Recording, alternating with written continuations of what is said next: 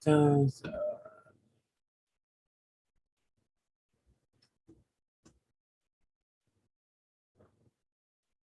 oh, I forgot. Everyone, please like, and if you have the will, share these videos. We have at least, I don't know, 9 people who participate or is active in the WhatsApp. So please just you take 2 seconds out of your day to like the videos that go to the channel. It helps the algorithm to spread this information to other victims. So please like the videos, comment, helps as well. 2 seconds of your time. So 1 second, I'm just gonna go ahead and put this live link on my Facebook page and Twitter.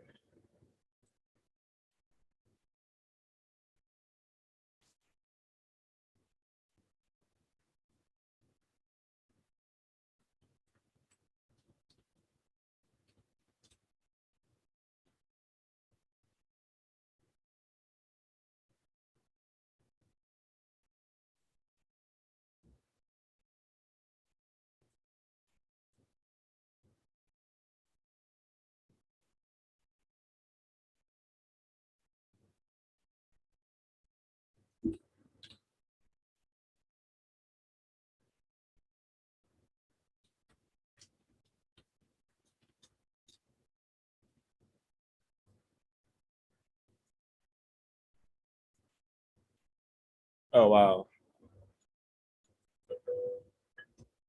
Incredible. All right. You're banned from Facebook.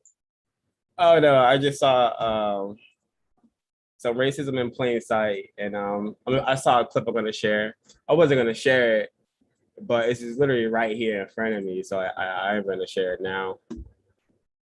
Um, just so it doesn't slip away and copy. It's crazy. Yeah. So now we are ready to be. All right. Greetings, everyone. Welcome to the Race Code War study. We are covering pages 29 through 30. And today, Mr. Kyrie Inahara will be getting us started himself. So let me go ahead and get Mr. Inahara on the screen. And let's hear what he has to say.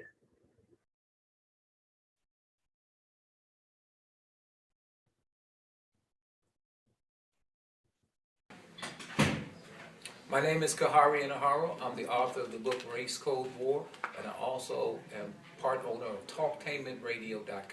Shout out to Dan and Ms. Helen B for this clip. Your bestseller, Race Code War, is about words' impact on the psyche. Mm-hmm. What are the most powerful imagery and words for you in your life? Racially coded language, which is used to degrade people, to demolish people, and to keep people in their same slot. It's like racism has become refined and never went anywhere. It's gone to other stages, and now one of the most effective ways to keep it going is through the language. What do you think the biggest challenge is getting people to change the way they view words and use words? Well, first of all, we have to understand the power of words. We see it in politics, we see it in law, we see it all around us, but we don't pay enough attention because we were taught sticks and stones may break my bones, but words may never hurt me. That's exactly the opposite of what is reality. Words can kill you, and they often do. We need to understand the power of words and how they're used against us as a part of a whole plan of destruction.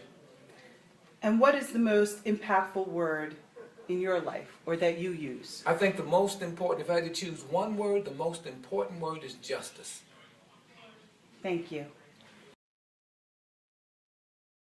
Dang, justice, which is why we're here, because we're a group of prisoners of war who are attempting to produce this concept called justice.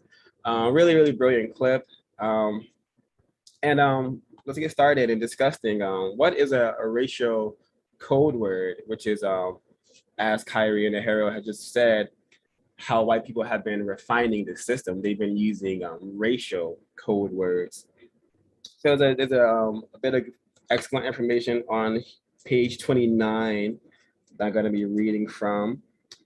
And it says here, racial code words are non-racially identifiable words, terms, phrases, and sentences or slogans that are used as surrogate language to identify, marginalize, mislead, glorify, demonize, degrade, smear, and stereotype racial populations and their living environments. A non-racially identifiable word is a word that on the surface has no specific racial group or identity or individual designation. A racially identifiable term is African Americans, Black American, or Chinese.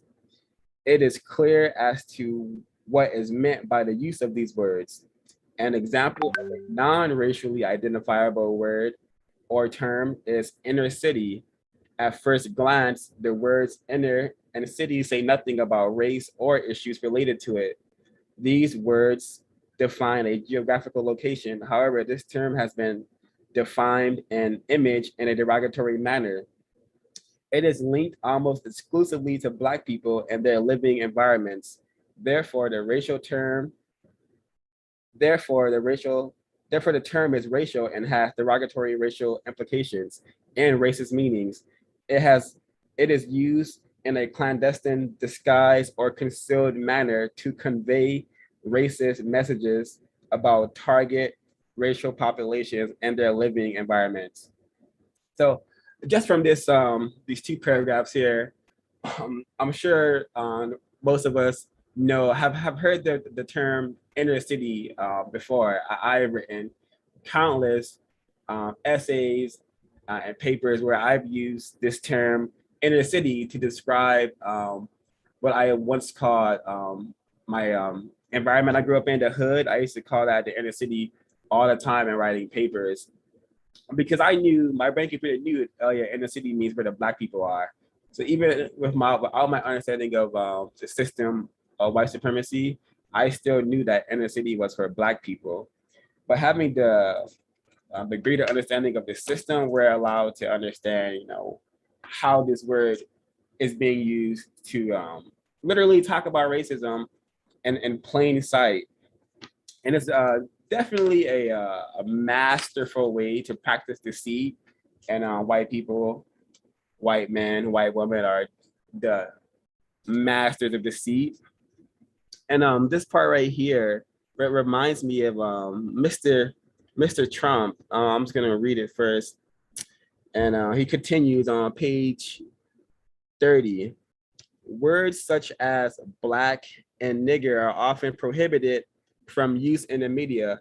So non-racially identifiable words with derogatory meanings are used as substitute language to say or imply the same thing. For example, the phrase drug infested is frequently used when describing drug raids in certain Black neighborhoods. Now we can all remember the war on drugs, Ronald Reagan, and how that concept, the war on drugs, was used to eradicate, destroy, displace, and mistreat Black people on a really, really grand scale. And this term, drug infested, when I read this, I was reminded, oh, it's right here. It's right here on the screen. But I was reminded of when President Trump, the recent President Trump, he called New Hampshire, he called it a drug infested den. And I thought it was hilarious. But a lot of white people got upset over it. And is it worth playing? I guess, is it worth playing? It's only a minute, so I guess I'll play it.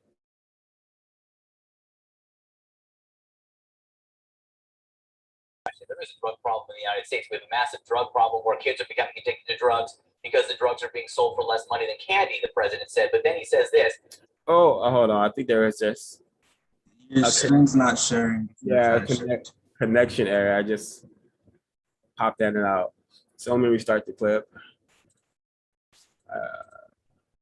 That was odd. He's talking about with the president of Mexico. He's talking about the drug problem, which is no question. There is a drug problem in the United States. We have a massive drug problem where kids are becoming addicted to drugs because the drugs are being sold for less money than candy, the president said. But then he says this: I won New Hampshire because New Hampshire is a drug-infested den. He didn't win. Incredible. It's just, and I think New Hampshire has a lot of white people there, so that's probably why there's a lot of like outrage over what Trump said. I'm sure if it was mostly black people living in New Hampshire, this probably would have flew under a lot of people's radar. But just to emphasize how these code words are used, I'm going to continue reading on page 30 and see if folks have comments or notes that they want to share. And it says here, the word infestation is a broad term that smears everything and everybody. It says that everyone in the community uses, sells, or buys illegal drugs. Words and images are integral parts of their perceptual experience. Therefore, instead of identifying the community as black or nigger and run the risk of being called racist, a code word with the same racial meaning is just as effective. Images, symbols, and colors that are consistently attached to repetitive verbal descriptions establish mental impressions. And this just not only does this remind me of my growing up as a victim of racism and the area of the world known as South Central, but when I returned to that particular concentration camp, the students that I was working with in this particular middle school, New Hampshire, the general, are all being fed these mental impressions, and they are very much aware that they live in I hate to say it, but a drug infested environment. Like I grew up where crack, cocaine, and now meth is really popular over there. But when I was growing up, crack was very popular. And when you live in that kind of environment, you could the children pick up on it really, really easily because it's just surrounded by filth and people who are homeless. And I would just with that kind of visual imagery being fed to our optics 24/7, it's no wonder that I didn't give a fuck about school growing up, like hardly ever. And there's no surprise to me why children in these sort of environments do not aspire to be much, because this terrorist attack of putting these drugs in black communities and then creating these racial code words to create the stereotype that hoods are drug infested. It's just really an amazing terroristic attack on black people, and very few of us have been able to understand that and do what needs to be done about it, which is I suspect producing a system of justice guaranteeing no one is mistreated and those who need help receive help. I think that would solve the drug problem immediately. But I hold my mic for there, see if folks have any comments or questions.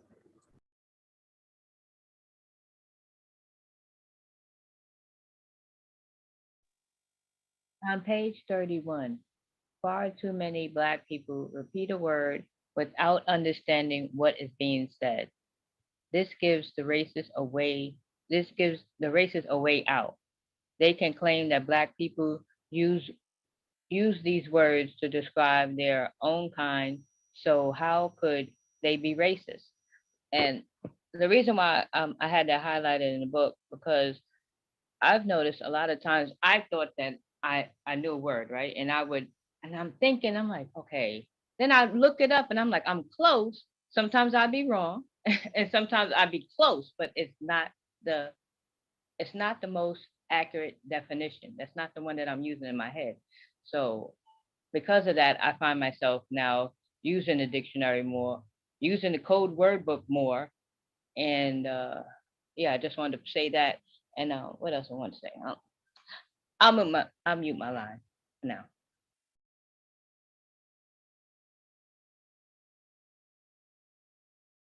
Thank you, Ms. Helen. I do appreciate. I had that part highlighted as well, and the paragraph on top of that is equally important as well. I'm going to go ahead and give it a read. States the modern racist speaks in code about most things that are racial. It is amazing how innocent sounding words that seem to have no apparent racial meaning or identity can, over a period of time, become racially derogatory references. In proper circles, crude, unrefined racial language is banned and will not be openly tolerated.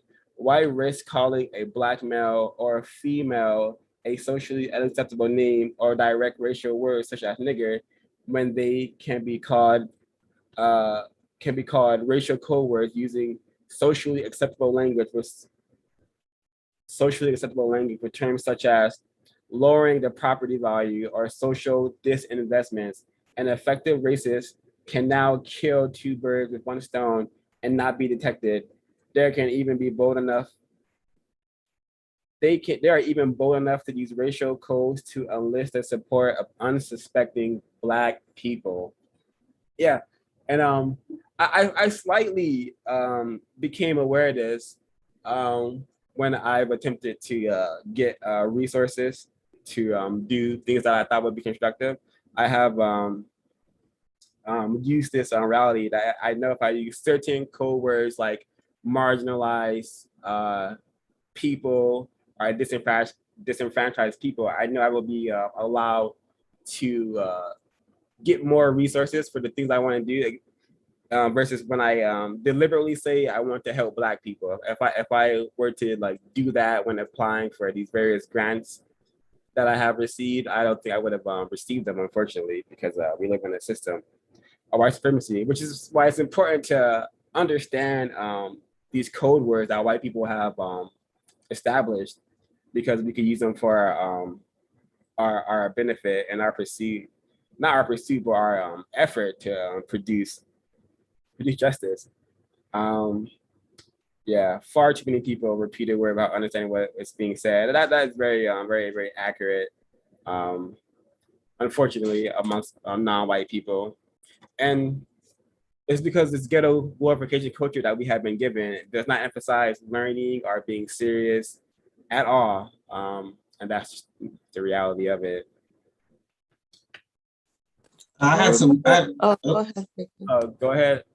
Oh no, females first. Okay. I was just gonna say that. Yeah, I agree with that section you were reading, and it reminds me of something that I was reading about how they try to segregate neighborhoods now when they're like doing like urban, or I guess like neighborhood planning. They'll say like, instead of saying we don't want Black people here, they'll say like no multi-family homes, only single family homes, which is basically like no apartments or no kind of like, I guess, houses where multiple people would live there, like multiple families would live there, because they know that that's generally like most non-white people, especially Black people, live in like multi-generational homes. So I thought that was really interesting. I like a new type of adaptation of the code words.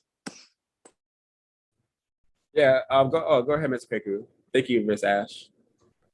Yeah, very good point. I wanted to add. I think recently I've found what I believe to be another racially coded word.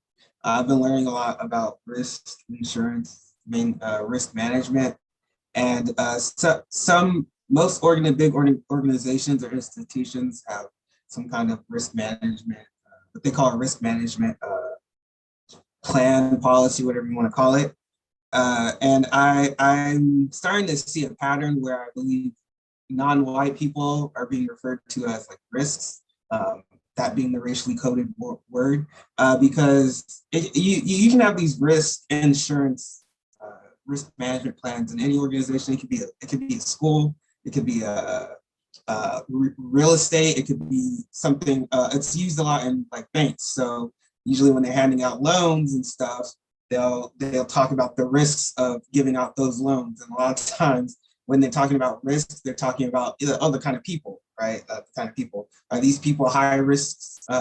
Basically, are the when I decode that as, are these people, if these people are Black, will they be able to will they be able to pay back their money? All the negative stereotypes associated with Blacks, are they will they be able to pay back their money and whatnot? So that's something that I've discovered over the past couple of weeks, and this kind of this section brought that up.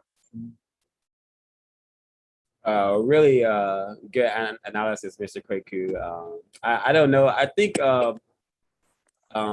risk may be in this book, but I think you're totally correct. That whole even credit, the whole how credit is used to control and dominate and further mistreat Black people. I'm sure that ties together with code words, meaning that refer to like disinvestments and whatnot. So very well Yeah, said. that was like the whole 2008 crisis. They kept saying like they were giving out risky mortgages, which like literally meant like they were giving out mortgages to Black people, knowing that they wouldn't be able to pay them off, like being predatory.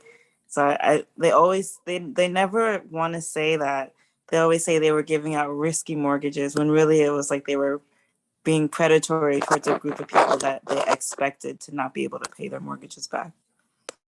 I wanted to add to what Ash was saying, because she brought up the multifamily homes, and I was learning a lot about, or just reading about like Riverside in particular, and how they are they're trying to get rid of the single family zoning. So where they take these areas within the city and they just block it off for single family home construction. So they're trying to get rid of that. But we did an interview with the mayor of that town, of that city, and she was kind of talking about I guess the risks associated with building multifamily homes in that area. So, and once again, that word risk comes up. So I believe every time they use that word, or they're saying that word, they're mentioning non-white people. You know what, too? I just realized, Kweku, when you said that, like I live in apartments, and if you notice, the apartments are always on the main street where there's like next to like the liquor stores and everything, and the houses, the single family homes are always enclosed in this nice area where it's like a lot harder for anyone who's like living on the streets to be near. So they're always cleaner. It's very interesting. Yeah, they figure that out ahead of time, exactly where they're gonna put those homes up. I believe in California they are mainly talking about these multifamily homes, these zoning laws, and they're going to be putting them up around like railroads and like high transit areas. That's the plan for California, at least. Very insightful. Thank you both. I want to share an example. I think this is a great example of racist man and racist woman rigging the game from all angles, playing the game from all sides, or just controlling all aspects of the system. However you want to put it, I think this is a great example of it. And page 32, it says here, the continued use of racial code language is born out into the findings of a recent study published in the November 2002 edition of the Demography Journal and study of Maria Creysan, a University of Illinois at Chicago sociologist, who examined the responses of 1,600 randomly selected white residents in 3 cities. And it says here, whites who say they'd flee, who are they and why would they leave? Abstract questions have been raised about whether white flight, one factor contributing to US residential segregation, is driven by race-associated or neutral ethnocentric concerns. When asked why they might leave, whites focus on the negative features of integrated neighborhoods. So we have here a question being asked: are white people leaving because of because of race, racial associations, or neutral ethnocentric concerns? Like, what the hell is a ethnocentric concern? This is a code word that still means race. And especially if we remind ourselves of our Yurugu studies and how they use this ethno word to refer to Black people and how they're going to deal with Black people, non-white people. So this is an example of how white people are rigging the games, because this is a so-called study that is supposed to allow them to gather new information, but the study is rigged because they're asking them the same question in two different ways, I suspect.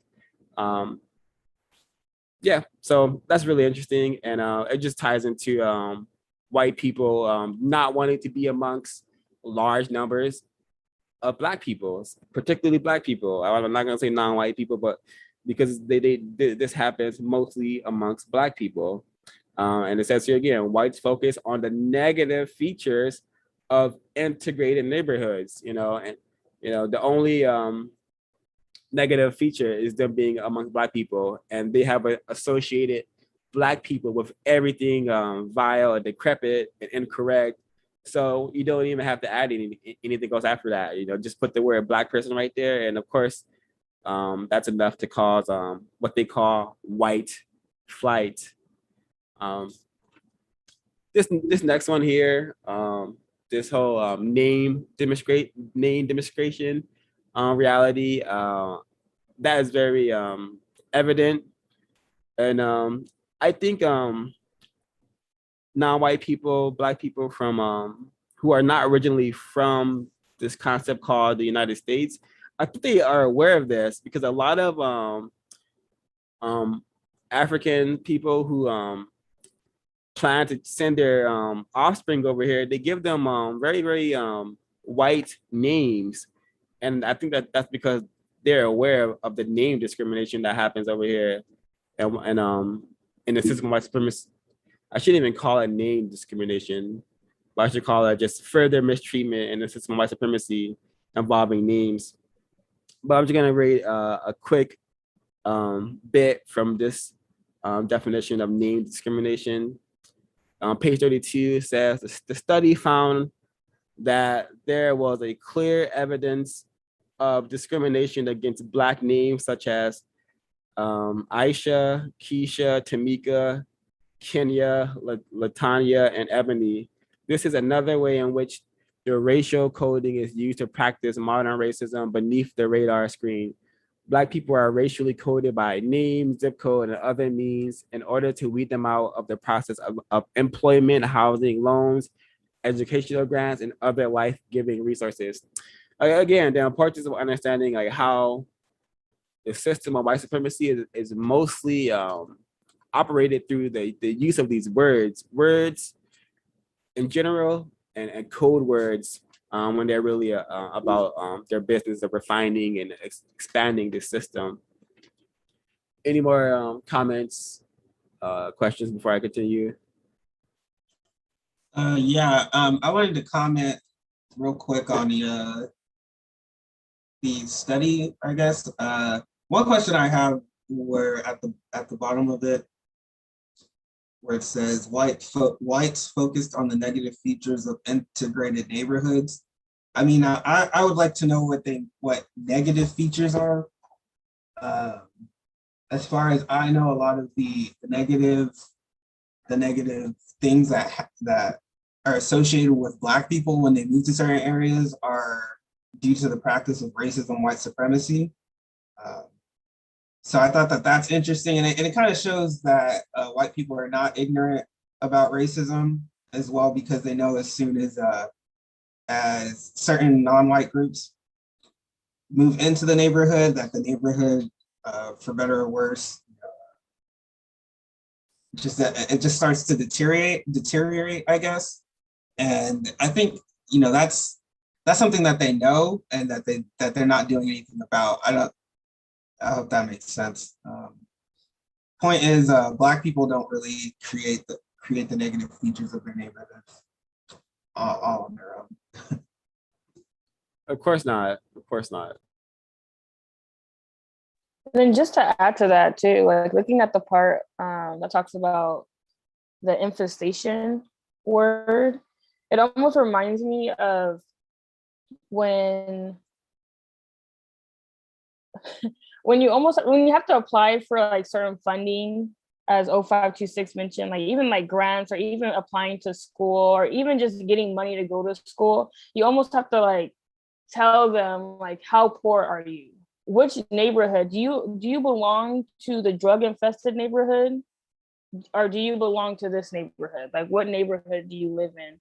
And it's almost like this like continuous reinforcement of the state that you are in, and almost like a reminder to them like, yes, we're doing our job. Like we almost know that Black people who are coming to the school needs money, so let's sit here and write an essay about how bad you need it, but use words that we use to describe the state that you're in or the neighborhood that you belong to, just so we understand we're on the same page, like of who you are or where you're from. So it's just very interesting that these words keep coming up, and how like even this drug infestation or drug infested communities, almost like it says here, that everyone in the community uses, sells, or buy illegal drugs. Like everyone, you know, it doesn't distinguish like old to babies to teenagers, like everyone in the community does this. But that goes for any word out there that describes where Black people live. You know, it's not just about drug infestation. What about, what words do they use? I don't want to just say poor, because that's like food insecurity. Even food insecurity, even as just saying food insecurities, that word, like, oh, you have like food insecurities at home, that applies to the whole community. Like, oh, all Black people don't have food. But obviously they already know that, but they want you to remember and to remind them like, okay, just making sure we're on the same page. But here's some money, which is still not enough, but here's a little bit to get you to the next step. It's very interesting. Even like, why do you, like, I feel like whenever it has to do with especially Black people, it's like, why do you have to use the word food insecurity? But then if it's people like not in America, you use like hunger or like lack of nutrient. Like, shouldn't you just say like Black people or Black children are hungry and lack nutritious food? Like, a food insecurity makes it sound not as serious as it actually is. It's such a weird term.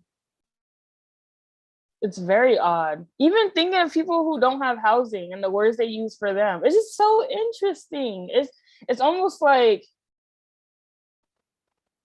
you mentioned not serious. Like, it's almost like a joke, because like we already know, but again, like use these terms, but these terms are like not serious terms because they're being thrown around everywhere.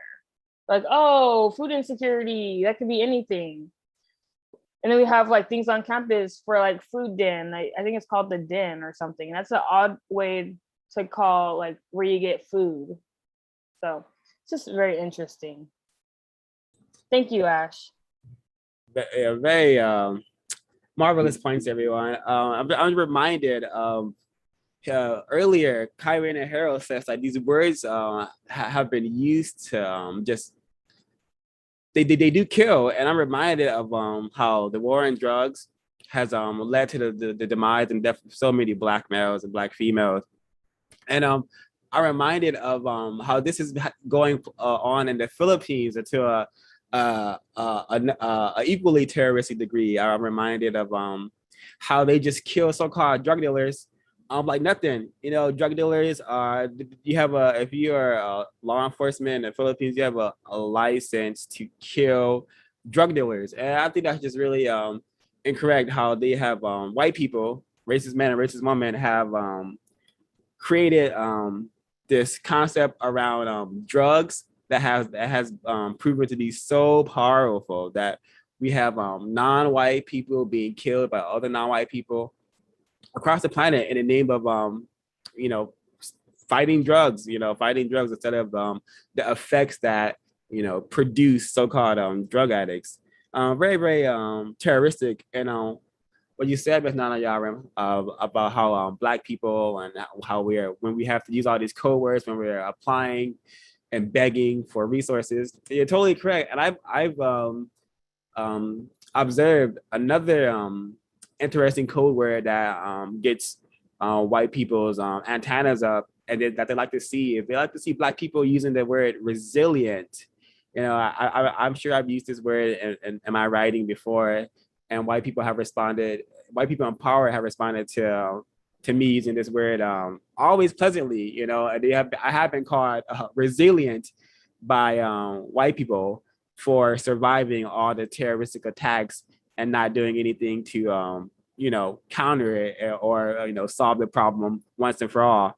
So they want us to be resilient, but they don't want us to be serious about solving the problem. And they say, yeah, overcame this and all that, all these code words, we overcame so much is often thrown around. But what are we overcoming? The terroristic, incorrect effects of the system of white supremacy. We shouldn't want to overcome that. We should want to eliminate that forever. But yeah, this is I'll mute my line for this. See if folks want to chime in. I just wanted to what Nanaya was saying jogged my memory about a college statement. I don't know if that's exactly what she was talking about, but I just remember writing my college statement and basically trying to make it sound as traumatizing as possible, because subconsciously I knew that that's exactly what they wanted from me, because either that was like a signal that I'd be easily my program, it'd be easier to program me while I'm in that environment. But also too, going back to the drug, I think one thing that came to my mind was the DARE program that was very popular a couple of years ago. Mm-hmm. And one thing I noticed is that usually when you saw the DARE program, it was black on a black background with a red writing. And now just thinking about that, it's very who exactly are they aiming that towards? So yeah, very, very interesting stuff, I think. But I'm gonna mute my mic.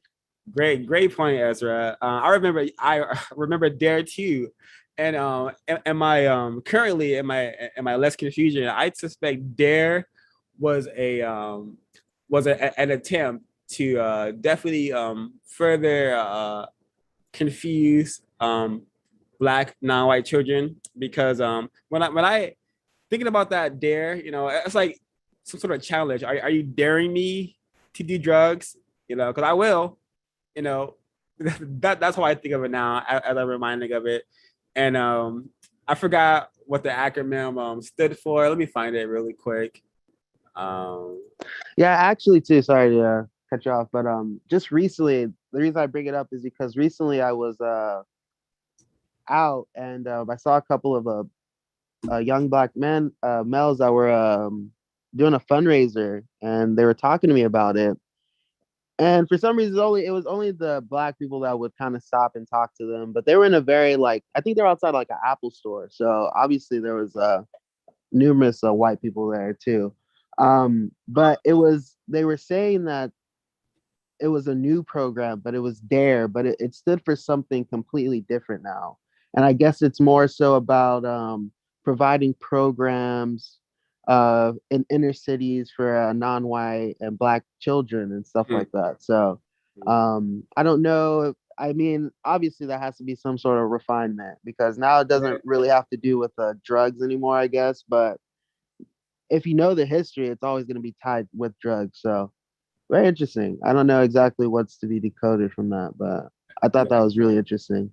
Yeah, I think it's racism in plain sight, because DARE is stood for drug abuse resistant education. I know when I was in 5th grade, 4th grade, I wasn't thinking about drugs. They could have used that money to teach me, I don't know, something constructive. Teach me how to, build something. but instead they have all these people coming here and telling me about all these drugs. And now I do know about drugs, and now I can go out and explore if I want to. But before they came into that classroom, a lot of us we didn't know about drugs, so they should have used that. I don't think they go into white schools and introduce students to drugs in that manner. I may be in error, but I don't think they do. Did anyone have any notes on states' rights? That code word, because I did not, and I don't want to cover anything after that in case anyone did.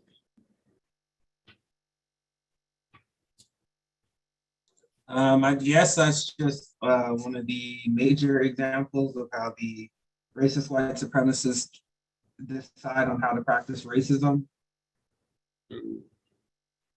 Yeah. It's just yeah. By the book, Race Code War, States' Rights. It's a very excellent code word that folks should definitely know. But I didn't write any notes on it. So I'm gonna play this clip from Revolving. Let's see if we can get any decoding from this clip from Vice. Racism in Plain Sight. Let's get it on the screen.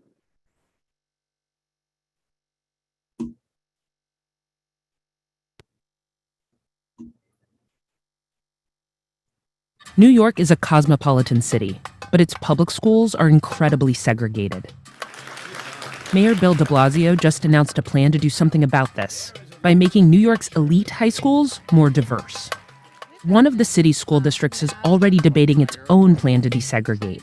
And if that experiment is any indication, the mayor might be about to face a lot of angry parents.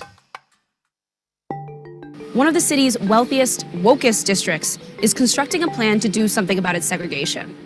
But as the chancellor of New York City Public Schools noted on Twitter, it's not going over well with everyone. You're telling them you're going to go to a school that's not going to educate you in the same way you've been educated. Life sucks. Is that what the DOE wants to say? That clip from a public meeting about the plan turned a local news story into a national conversation. New York City's District This is for educational purposes. YouTube, don't copyright this, please. 3 includes both the white and wealthier parts of the Upper West Side and black, brown, and poorer sections of Southern Harlem. There are 16 middle schools in the district, and thanks to a complicated set of admissions criteria, the top performing schools are dominated by affluent white and Asian kids. Fewer than 10% of the students at those schools come from low-income families. I think that's all that's all that probably needs to be watched. I definitely have some things to say about this clip. I heard complaining about the Black children being allowed in the same classrooms as the white children. That white woman seemed to be very upset over that. And this is from 2018, but this sentiment is still popular in 2021. I suspect, because this is just white supremacy 101. White people do not want their children being around non-white kids, non-white children, unless those children are some way, shape, or form like serving their children. But if they're supposed to be in a classroom learning with them, they really don't like that, because the system has done a wonderful job at just associating Black children, Black people with just incorrect things. So this reality of white people getting into a roar over Black children going to their school, this is nothing new, and this will continue until a system of justice is established. I elite, think it's, oh, go ahead. Sorry. Yeah, the word elite was used. That's often used for white people as in this racism in plain sight, to have people constantly calling other people elite, and for the majority of people just to just let it go over their heads. But yeah, no one should be so-called elite in a system of white supremacy. I mean, on this planet, but the system of white supremacy has definitely produced white people and has made them elite over all of us, unfortunately, and will remain so until we solve the problem. Miss Ash, would you like to chime in? Oh, I was gonna say, like, it's so frustrating to watch this because it's like it's literally just set up for this type of situation to happen because one, they know that I don't even think that it's 100% about like, oh, the Black kids being in the school, as much as they know that wherever Blackness is around, there's going to be a lowering of standards because that's just how it's set up. And so they're not even mad about that. They're mad because they know that if Black people are around, the schools are going to get worse in some way. And the people like de Blasio, he knows that it's just so, to me, idiotic to have these kids go to a different school when you could just, make the schools that they go to now better. And it's so interesting how that's not even a possibility. The only possibility is just we'll put Black kids in white schools to like even it out or something, even though there's still going to be Black kids who are in the schools that are underfunded and not being properly cared for. And it's just so interesting because they know the solution, but they know that if they go this route, nothing will be solved. And it'll just further basically like instill that, Black people are just always going to be like at the bottom. Go ahead, Mr. Fire Tablet would like to chime in. If we think about, like we do comparative analysis of what we learned in Yoruba, they have to project out the mindset to the masses. It used to be like a papal bull, their Protestantism or Catholicism or Islam, or they have to project out what the masses at the basic level will find their way to fit into the ever refinement of the system of white supremacy, which is the refinement of white people who practice racism and their practicing or their effect in practicing racism. They always give a dialogue with words and they write them down, or today we know they digitize them and they all begin to say them. We get frustrated because we think that, damn, they keep coming up with different ways to deceive us, but that is exactly what they're supposed to do. We're supposed to keep track of the lies being cloaked in new narratives or new words. But what they do, they have to do it because that's the way they capture or recapture or refine their dominance in the mind of their subjects. They have to give you their terms of reality. They have to give us their ideals and concepts, how to perceive the domination and abuse. So what I noticed recently in Michigan here, they just signed into law 2 years ago, but now I guess they're acknowledging it, that 17-year-olds will no longer be charged as adults in murders and sent to prison. What we forget is that when they have a boy from this area right here who killed someone when he was 17, he's 29 now and he's going up for appeal. The only reason they say the Michigan Supreme Court is acknowledging his appeal, he's been sentenced to life, is because they didn't consider two factors that all federal and state judges are now going to consider with Black boys. They didn't consider his family environment and the personal impact it had on him. So just like when they let the Black girls go from prison that supposedly killed somebody that was pimping them out, you have to tell their story in order to get free.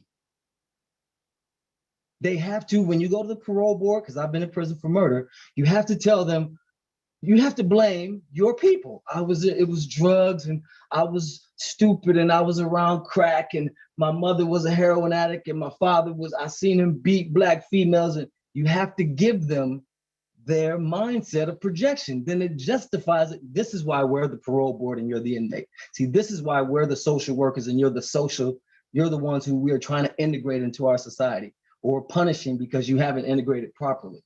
They have to do it for themselves. They have to, this is how they rally their, as Dr. Frances Cress Welsing says, in their processes of reasoning, they practice white supremacy. Well, how would they do that without the content of words giving them concepts and ideals on how to view their prey so that their basic, I don't like to use the word human, but the organism that we are, so they could still function without a total breakdown, because they're psychopaths. But psychopaths need a psychological discourse in order to create the psychopathology that we call white supremacy racism. So it just occurred to me, I should not be frustrated or mad. What I should be doing is immediately developing counter-racist logic to give words to victims who are out here espousing the same thing the racists say. We should be able to have words that immediately go, you know what, that's some white shit, without saying that, you know what I mean? Immediately dismantle the lies. Well, the Black community's not getting, if we stop them, just like I've been doing, like it says in Crazy Talk, Stupid Talk, it's considered rude to when someone is talking fast and trying to go beyond your reason and get to your emotions. You're supposed to stop them, but it's considered rude and say, what do you mean when you say that? Or that's just not logical. I understand that you feel that, but that just doesn't relate to reality. Your concepts and ideas don't relate to the reality we call the material world. So that's what I think is perfect sense that they are now trying to further refine, because they have had a couple glitches with the overt primitive white supremacists the last 4 to 6 whatever years. And now the more refined, more powerful racists, now they control or are attempting to again control the domain of discourse. They have to give the psychopathology to justify their mistreatment. And now they're offering, we're the problem, why you murder each other. And now we're gonna free a bunch of you because you're gonna be considered children now who were under Black parentage that was so bad, you turned out to be murderers. So that when their grandchildren come around, they're gonna say, so remember that genetic link or that social pathological link? Because you were in the hood, so you're tainted, you're damaged. They're gonna use those words. And that's the psychopathology that justifies mistreatment of another generation, so-called, of victims. Incredible. Thank you for your sharing of your profound, excellent understanding of the system of white supremacy. Go ahead, Miss Ash. Oh yeah, I agree with what you said. I thought that was really amazing. I just had a question. So when they're letting these young people out, do you think that they have a, like, what do you think their purpose is for them once they leave greater confinement? Like the white supremacist purpose. So for what them? I've seen, they're becoming a political class here in Michigan, so-called. It's a couple white dudes. They were in prison when I was in prison too. And they went when they were young, and now they're out, and now they're forming a political party because Michigan is just rampant. I mean, half the population has been incarcerated. So at least half the population has been incarcerated. So there's a lot of potential, that big political front, and they're gonna come forward and we want the jobs and we want, it's really a lot of white boys who are the cast-offs. Their fathers were the journeymen electricians and all those who were in the big three. And then when they sold out to the white Europeans, now their grandsons who were drug addicts and thugs and whatever else white supremacist criminals are in Metro Detroit, now they are free from prison as well. And free from crack cocaine, some of them from meth. And the Black boys getting out and girls getting out, you have to be like the poster face for, see, everything's fine if you just get out of prison and do right. So I think that's the goal, is just again, to refine this idea that it's not about white supremacy. It's about political classes that are structured based on incarceration. So that Michelle Alexander deception in that book, to dichotomize and separate expressions of white supremacy, is the worst thing we can do. We're supposed to do comparative analysis and make everything one in every industry that's coming out. We're not supposed to segment. That's how when they took Dr. Joy DeGruwy's work, they came at us with what now? We're all got specific traumas. You got trauma. Your family gave you trauma as these Blacks, and this Black, your family gave you this trauma. You got PTSD. I had a white lady racist say that to me in Connecticut. I'm at work and I told her, you know, I'm cool with just not touching. This lady's a doctor. You know, she said, You must have PTSD. Oh yeah, thank you, That's Mr. the mesopotamia. You don't want to be up close to them, so you must be traumatized by your ancestors' slave history. You're just broken. That's what they're offering us now. So we have to be careful how we dialogue with even people who claim to be, if they're pushing an industry, well, we need mental health. Can't we stop and say, isn't it impossible to have correct mental health in the prison you were born in illegitimately? How can you be okay with extra surveillance or surveillance at all? You're not supposed to be the preyed upon. But Yeah. I digress. My fault. Thank you, Mr. Fire. What you said reminds me of I definitely been trapped by that reality of being showcased as a Black person who has had a incorrect parents, and they used this angle, and I was interviewed and put in a book where like my so-called trauma was made to be like overcome. It was really masterful how they do it, and I think you're correct. I personally say that everything is racism. Like literally every single thing that comes out that is produced in the system, some way, shape, or form relates to racism. That's why I don't get confused. And I may come off as a mad nigger to most people, but I don't care. I am aware that every situation that I am witnessing is some way, shape, or form related to the system of white supremacy. I am very much aware that the Yurugu has compartmentalized their selves, and they do that with every single thing. They like to split everything up so it's easier to contain, and that's how they have done their selves, and that is where that divide and conquer mentality comes from as well. So you're very correct, and your understanding of the system is highly appreciated in this group of victims. I'm gonna read over here from 34, Race Code War, this mud slinging / dirty, because this is a really powerful code word in the system of white supremacy. And once I read what I read, it says here, the same linkage occurs with dark colored raisins, blackbirds, and roaches. These and other images were used in countless television and radio commercials. The racist mind will always associate color with the worth of a racial population. I'm gonna pause there. Remember the last clip we just watched, they allowed, it wasn't just the white people who were in the affluent schools, so-called affluent schools. It was also some people classified as Asian. So the white people often allow some racial groups more access and more comfort, and that's what was said in that broadcast. So they often like to do that to cause more confusion and more animosity amongst victims of racism. So I'm going to continue. A racist will use these kinds of artificially manufactured affiliations to convey racial messages. To be hit with a mud stain is to be hit with a stain of blackness. In white supremacist folklore, the blackest stain is the worst and most frightening. White, brown, blue, red, purple, or yellow are tolerable, but no stain is more feared than the black stain. In a racist context, to be hit with the black stain means to be mentally, spiritually, and physically overwhelmed by darkness and blackness. Black and dark colors have inescapable negative associations, just as light and white have unavoidable positive connectedness. A racist mindset will seek to relate the value of color with the value of a group.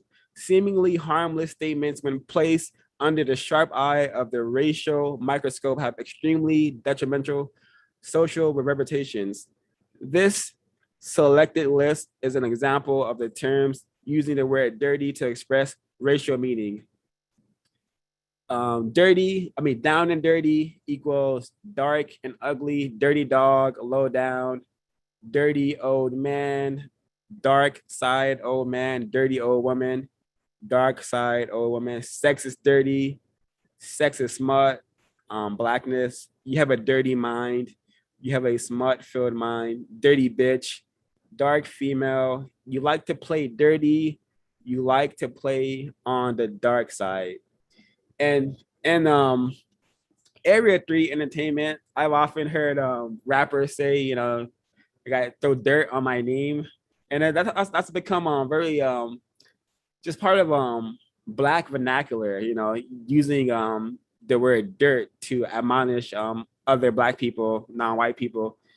And it's just an example of how we help the racist man and racist woman to support the system with their words, because I'm sure one of us here has heard that the word dirt being used by other victims of racism in a negative way.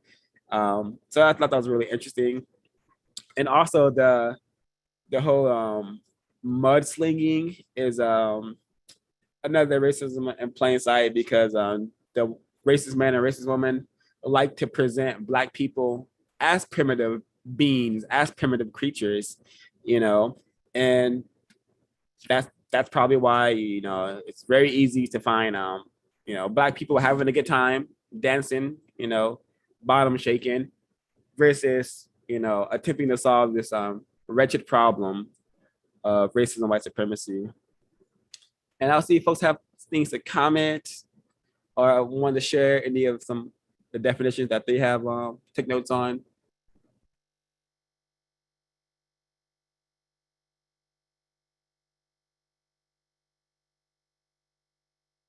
I've noticed in a lot of interactions with them and seeing them on video, white supremacist females, women go off towards Black people. They love to say, "You're just shit. You're shit." You know, and we understand that's really her wanting to say. So I noticed, right, when we came up, they gave us an association that dirt was associated with us, and it was filth, right?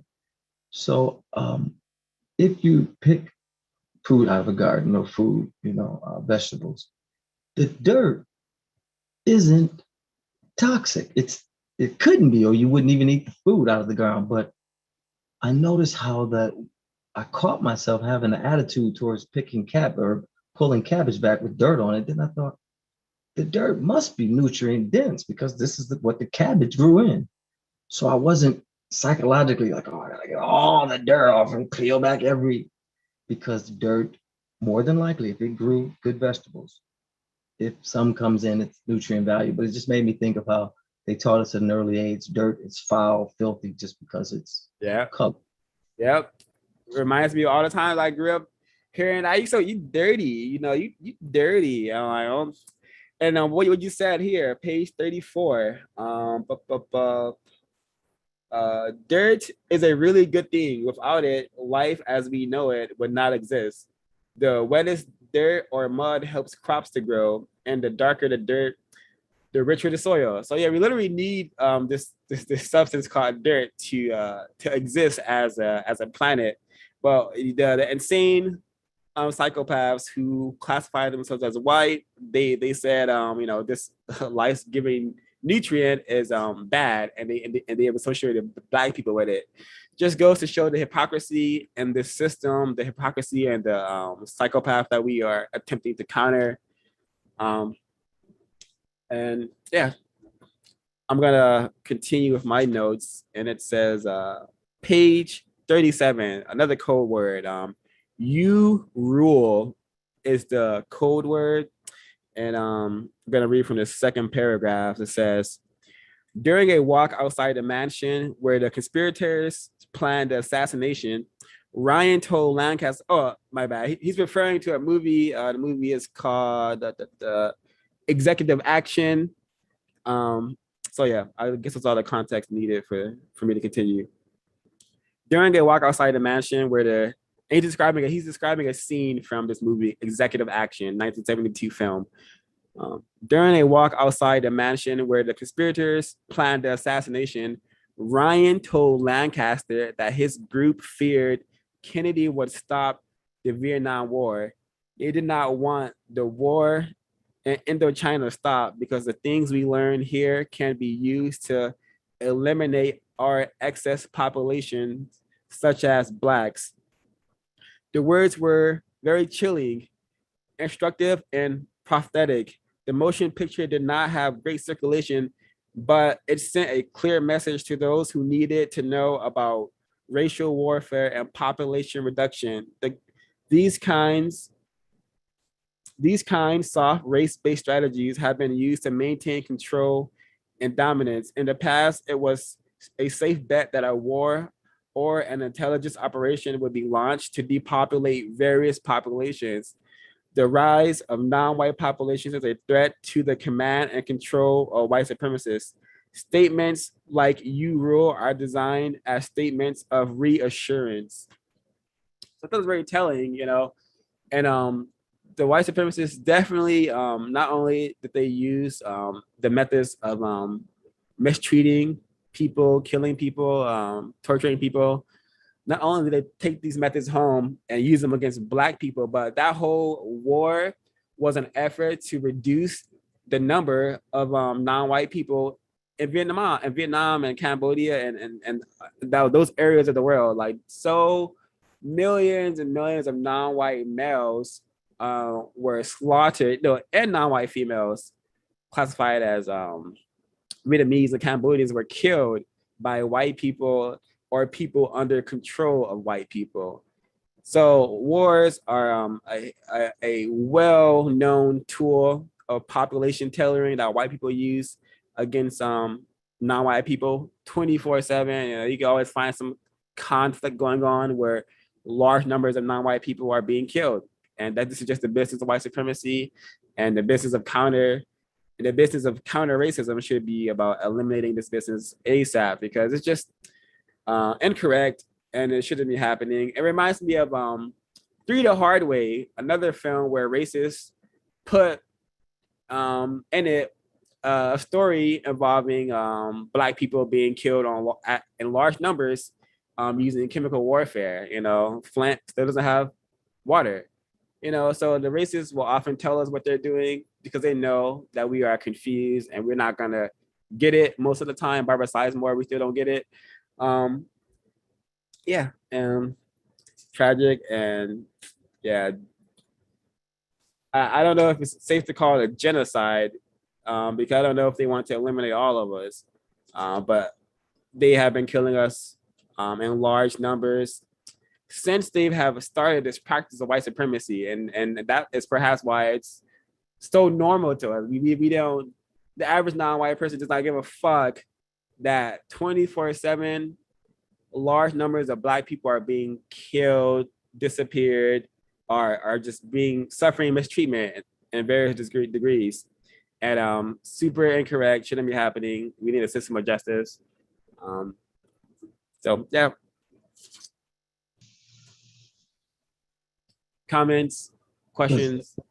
Does anybody remember, I think it's the 6th and 7th and maybe even the 8th chapter of Medical Apartheid, maybe the 8th chapter, and they were talking about the white supremacists called the Boers in South Africa, and how many different ways this one gentleman had supervised the development of various weapons to kill and murder Black people. They even sprayed the beginnings of what they call ecstasy over large crowds of Black people when they would protest, to quell them, to get them high and just send them home to, you know, do what you do on ecstasy.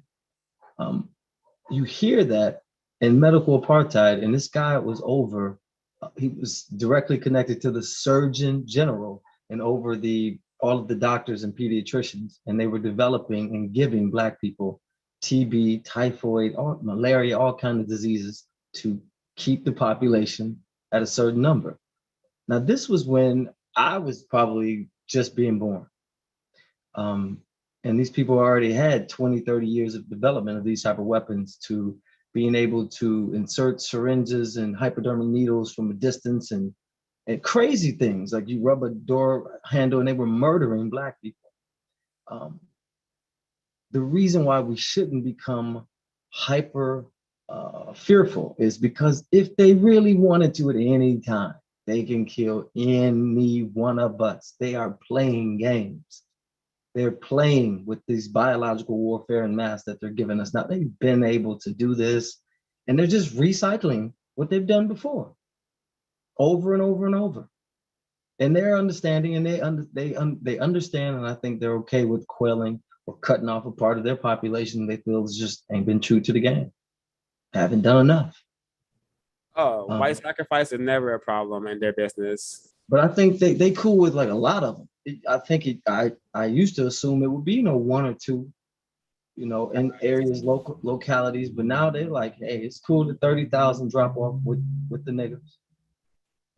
Nah, like the white sacrifice has never been a problem, because I suspect white people do not love other white people. They love the system of white supremacy, and that's their business. They're in the business of keeping this going, There was a book, an author of a book that Gus interviewed, I believe, a long time ago.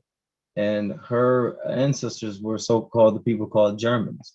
And she read a historic account of what the German men aspired to. And it said that it was like they would wake up in the morning and they saw nothing great, nothing more beautiful than to see the land burned and scorched around them where their enemies and their former neighbors were, and to not see anything but what they had destroyed and murdered for them and theirs inside the little fortress or hut they were in.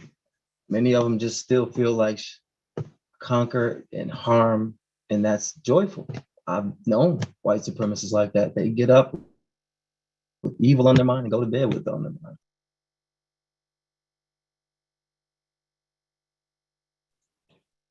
One thing that I've started to learn as I've been reading books like this is that the racist white supremacists are always conducting experiments. I think that the current pandemic is a good example of a current experiment. One thing that he brings up in the book, Race Code War, on page 38, is cloning.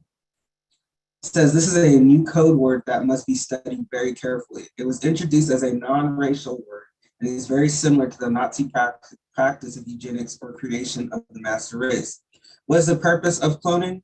Is it to make up for the declining population of white people in countries such as America, Britain, and France? Who will be cloned and for what purpose? Does this also mean that large numbers of Black people will become the victims of genocide?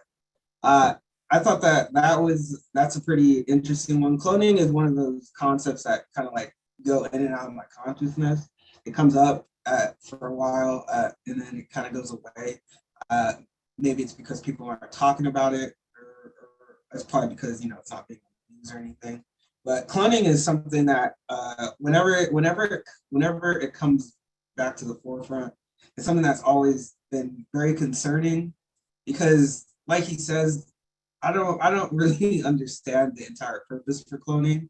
They say things to justify it, like, oh, we're going to eliminate these genes from people, or eliminate like Alzheimer's and whatnot, and they can achieve that through cloning. But I had a clip here that I could share. I could send to O5, or I don't know if I could share my screen about cloning.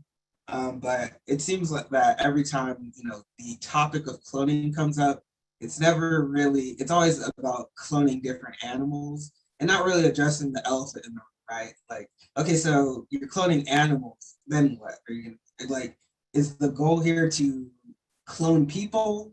Because you're talking a lot about cloning mammals, which I guess are similar to people, right? But they're not saying that they're going to clone people, but they are definitely cloning different beings.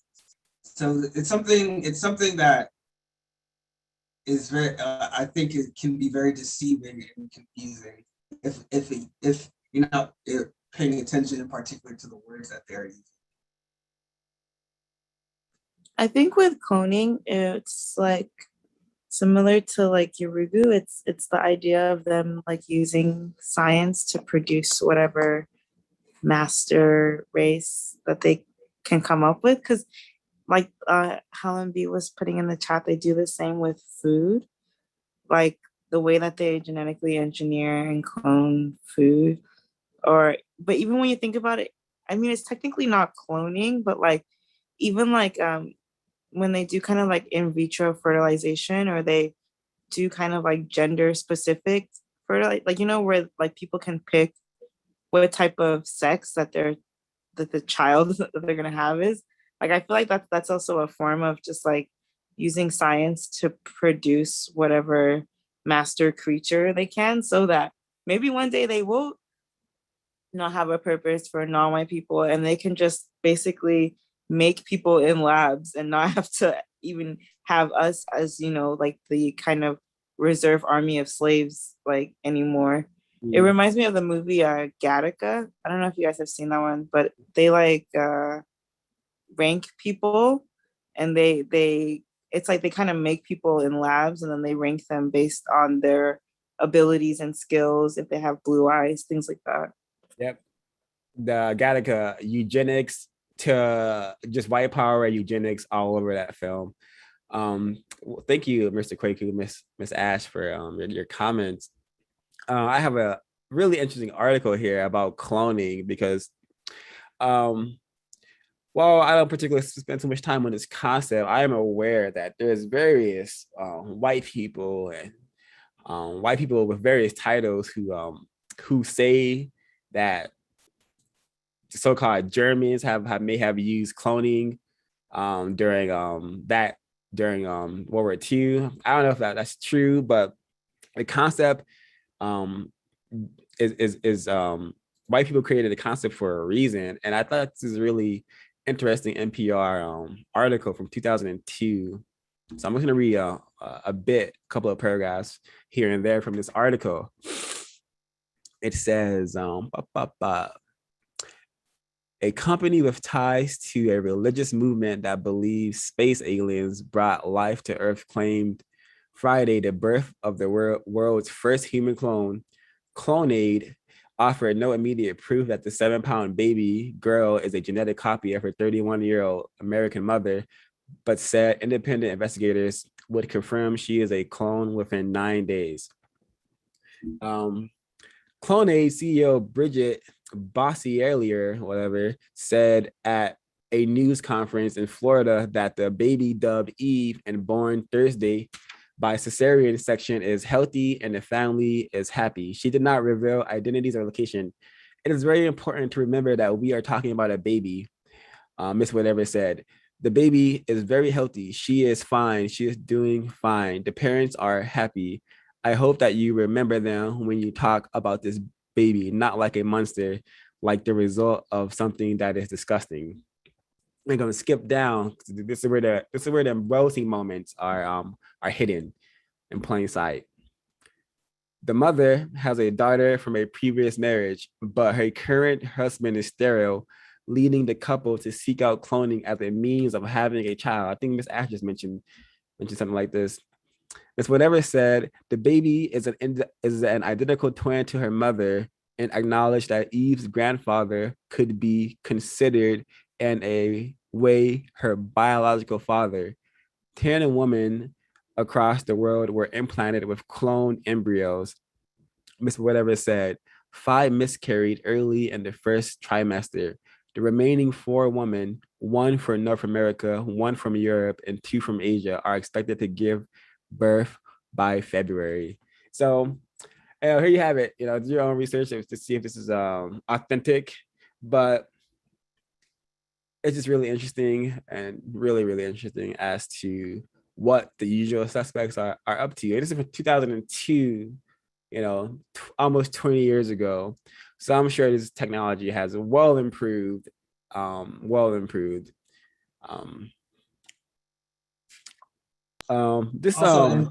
ahead.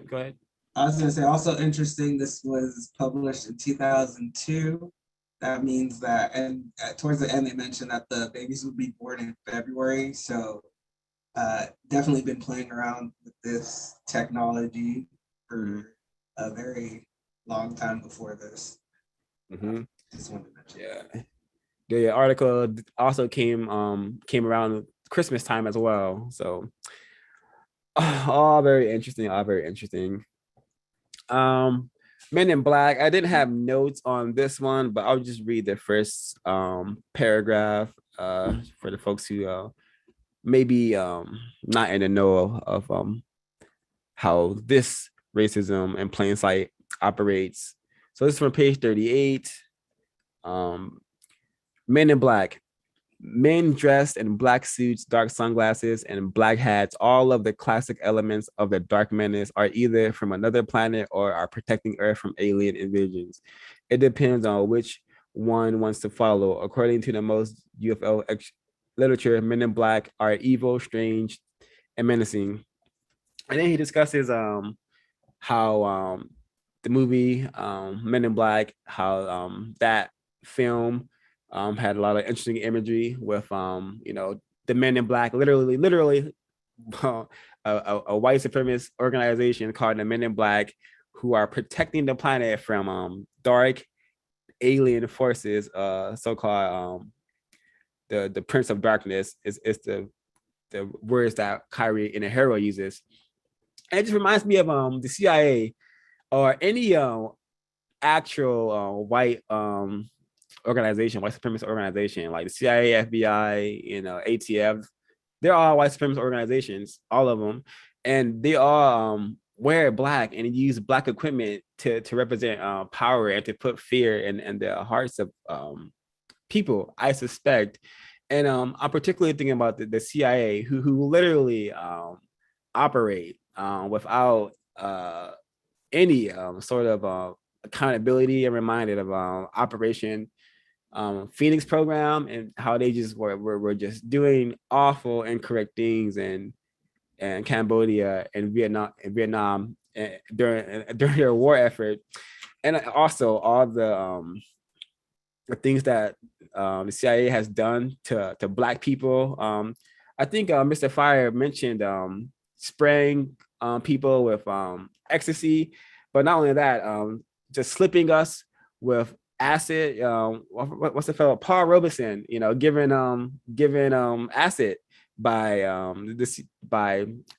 organization related to, if not the CIA, for sure. So these Men in Black exist. They're actually white people who practice white power, and mostly in the form of direct violence or indirect violence. Master Plan. Racial Matters by Kenneth O'Reilly. It all starts. Oh, yep. I mean that. COINTELPRO, please continue. Alrighty. Master Plan from page 39.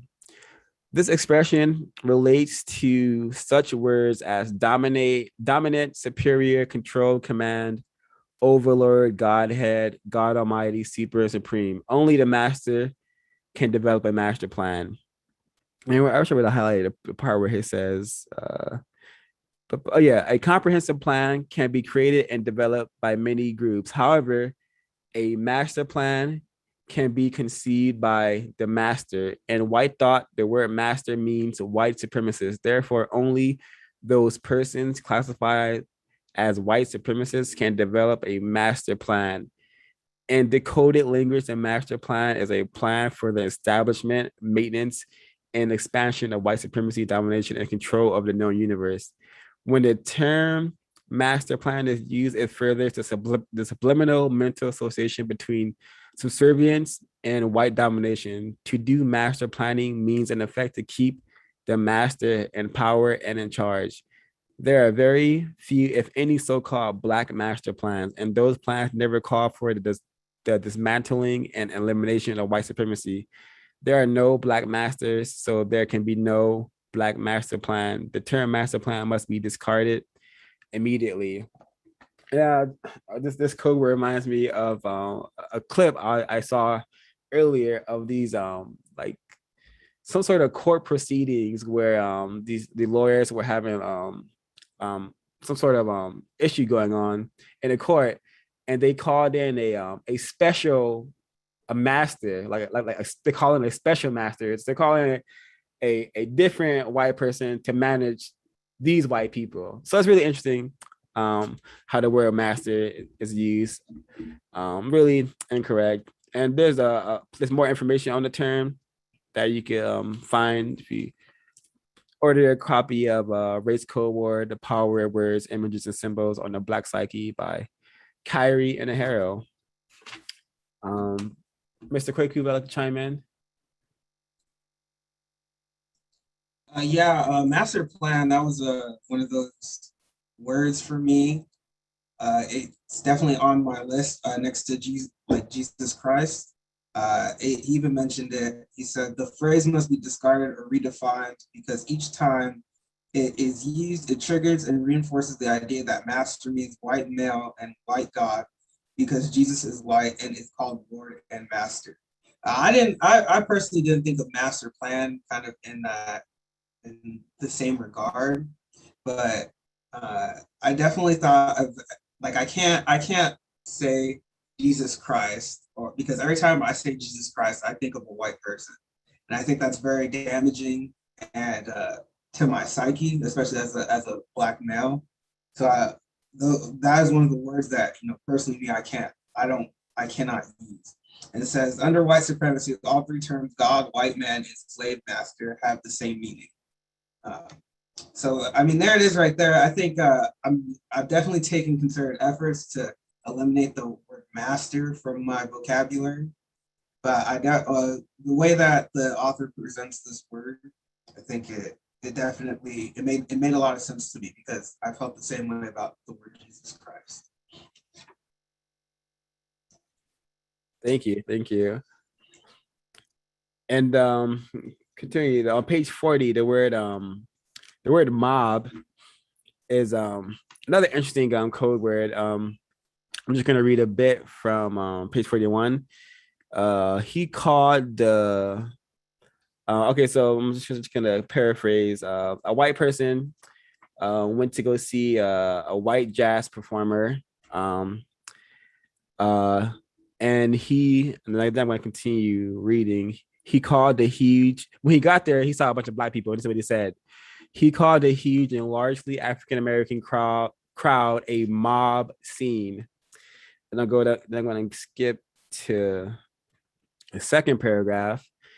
It is interesting that when large numbers of white people assemble for major events such as auto races, they are never labeled as mobs or mob scenes. The use of the phrase mob scene is an expression of fear, intimidation, and a feeling of being overwhelmed. This seems to be an unspoken mental and emotional dynamic that occurs when many white people are exposed to large numbers of Black people. The perception is based on racial images and symbols that create fear in the minds of white people. The equation is simple. Black is evil, and therefore Black people are evil and criminal-minded. If they gather in large numbers, there will be problems. Therefore, large gatherings of Black people automatically mean trouble and must be monitored. This is probably the reason why the effective majority of whites still go to white clubs, bars, and restaurants, and Blacks still go to Black bars and restaurants. When terms like mob or mob scene are used to describe large, peaceful gatherings of Black people, they validate the white supremacist derogatory depictions of Black people. It's really interesting. Another example of the hypocrisy and the thinking patterns of white people and the system that they have established, because the word mob often associated with the mafia, with a mobster. The biggest mob, the biggest gangsters are white supremacists. Black people, we don't have any power at all to form any sort of mob and go and drag a white person somewhere and castrate them. But that is a historical pattern of behavior that white people have done and didn't stop doing until yesterday. So it's really easy to see the racism in plain sight if you understand the system of white supremacy and what the system produces in the form of behavior, in the form of behaviors of white people. Because remember, a mob is associated with Black people, but mobs have often been white people dragging Black people to get hanged or lynched or tortured to death. So we gotta really understand the word usage. And in college, I attempted to write a paper on how white people did this, but I was too confused, had no understanding of white supremacy at all to do so. So I was turned down from being able to do it.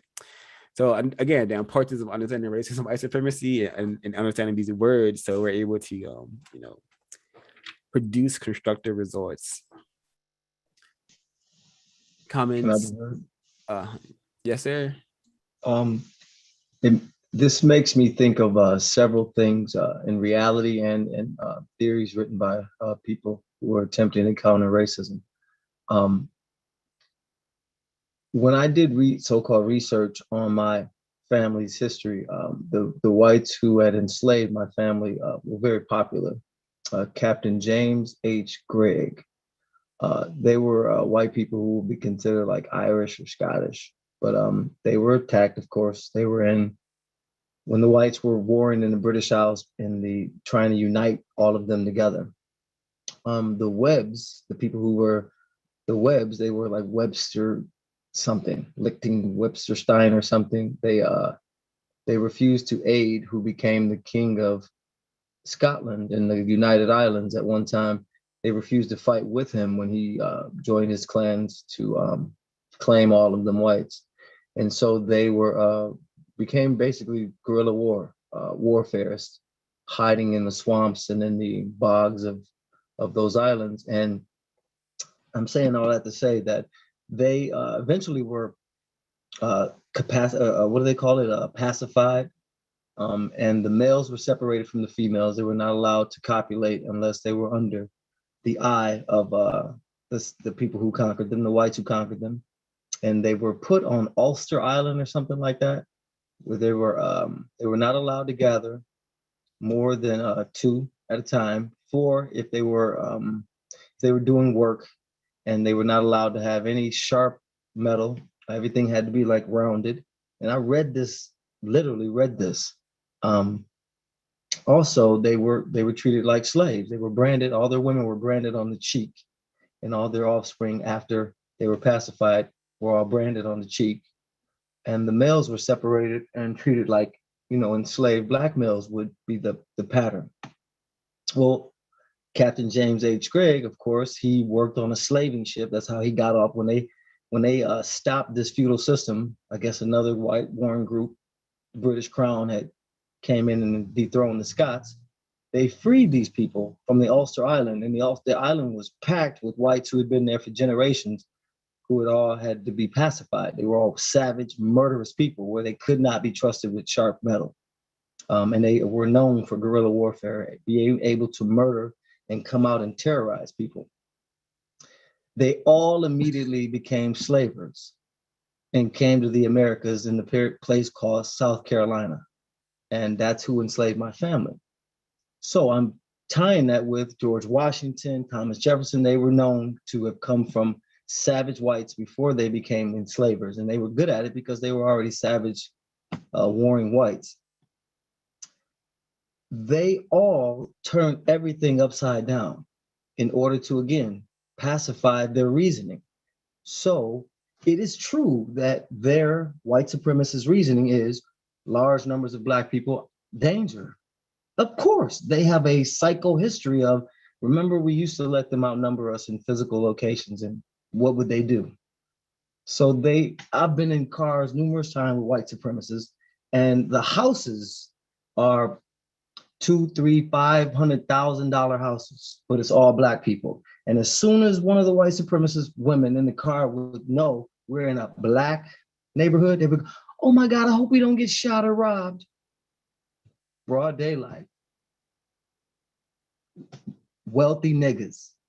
But they still felt, I have to say it because that is what I am. I'm surrounded by niggers. And my intentions might show. I think that's what they call a group of us when we were enslaved, a gaggle of niggas. A gaggle. That grouping is a psychological threat to them. And they should feel that way. Whenever I've went anywhere, and then you know how we know just by logic, we have been taught to be hostile and distrustful of each other. So when we do gather in large numbers, I've seen Black people who college degreed up. When they get in a big group of Black people, females start shaking their ass and showing thongs. And you got a master's degree, you in education, you're in whatever, whatever. I've seen dudes, myself included, I'm not even the touchy-feely type, but at festivals, at music fests, I'm grabbing ass and getting mine grabbed. Don't even know why. Because that mob mentality we've been taught, it can come into manifestation. So I think the code easily. I don't do no parties other than me and her. That's my party. That's my concert, me, her, and the music. Excellently said, sir. Wow. Yeah. The Ribs Racism in Plain Sight, that's it's going to be a great opportunity to show what you mentioned, that mob mentality, because you're correct. We have been just trained in that manner.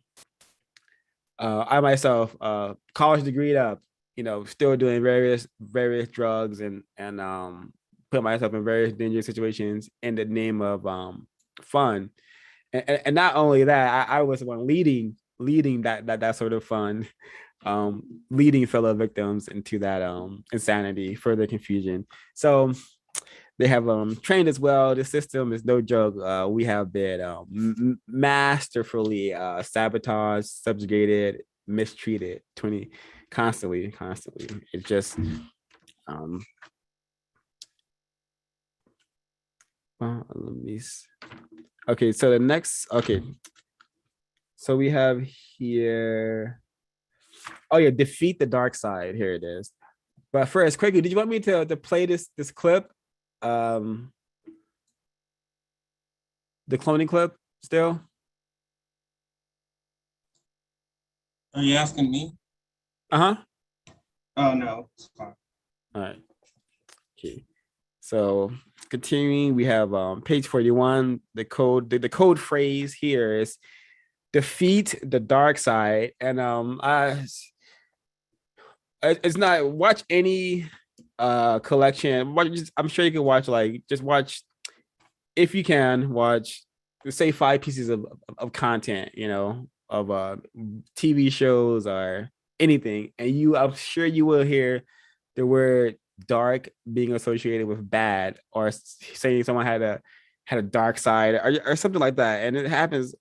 I watch a lot of true crime stuff and news stuff involving white people killing each other, white people raping each other, white people maiming each other. But it is so ironic and incorrect that I always hear, it's always white people doing incorrect things, but I'm always hearing, this is so dark. What happened is so dark, or this person had unleashed their dark side. And at first it just went over my head. I didn't think too much of it, but now understanding racism just a little bit, you can see how damaging it is to always just hear dark, bad. And it just needs to stop. I have definitely successfully stopped saying dark and with negative associations, and using the term logically, like words should be used logically, not in the same manner like white people have trained us to use them. But I'm just going to read a bit from this code phrase. Defeat the dark side, page 42. White supremacists use many slogans to express fear about the dark menace. These sayings include popular slogans like defeat the dark side. These and other sayings are used to rev up the fears of white people about the dark menace. This slogan means to defeat the dark and black people. It perpetuates the thought triggered in the minds of millions of whites that black people are the enemies and must be watched and carefully managed. White people are conditioned to believe that black people are the number one threat to their system. The white supremacists will use the least obvious method of communication to send a race-based coded message. Who would ever look for hidden racial messages in adventure-filled stories that are as American as apple pie, yet this is one of the first places to look when decoding race-based information. And this last sentence is so important. I'm just gonna read it again. Whoever will look for hidden racial messages and adventure-filled stories that are as American as apple pie. Yeah, this is one of the first places to look when decoding race-based information. Think Star Wars. There's a reason why our brain computer never liked that those series of films, because I shouldn't. Did Mr. Ray 1/0 want to chime in? Is that who I heard? Oh, yes, sir.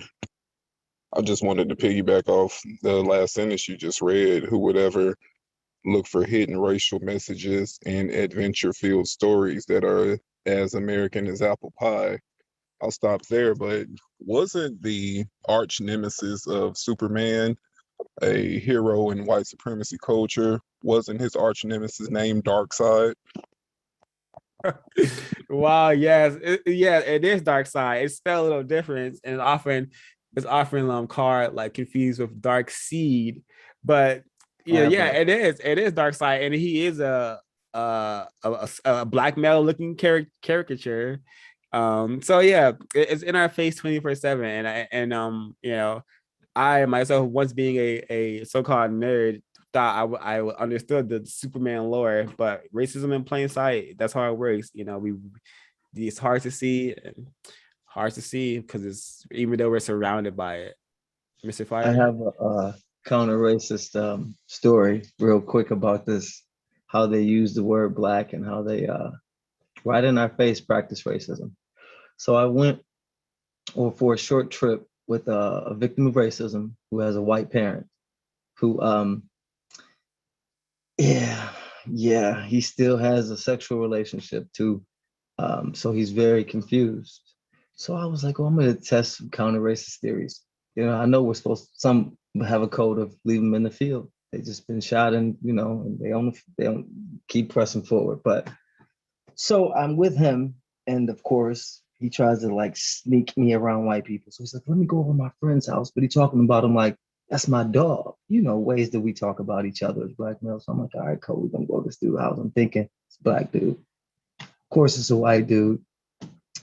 The white supremacist wife comes out, and not even 20 minutes, they're talking business, and she's like, oh, Mike asks about the daughter, and the daughter, her mother immediately, she's with this no good thug, ex-con, filthy drug dealer. He's just a user. He has sex with all these girls. He's filthy, foul, everything but nigger. And I said, that's interesting. Your daughter. Wow. Is he black? Yeah. But I'm not racist or anything. He's just his family, and they're all. And I said, how could you raise somebody to be attracted to that?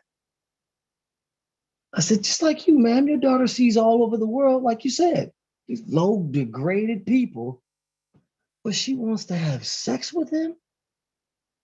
I understand, ma'am. It's tragic. Dead silence. She stopped all the insults immediately, and her husband said, that's exactly what I told her. It's her fault. She doesn't have to be with him. Then the wife says, he's one of those, pitch black, purple black, blue black, you guys call it. I said, you mean beautiful, crystal, God black? Like black like God? Again, cut her head off. So I didn't curse. I didn't get hostile. She didn't say another thing for the next 20 minutes while we were standing outside, finishing the business talking with her racist husband. And it was in front of my homeboy who got a white parent. How could your father reach so low? What the fuck wrong with him?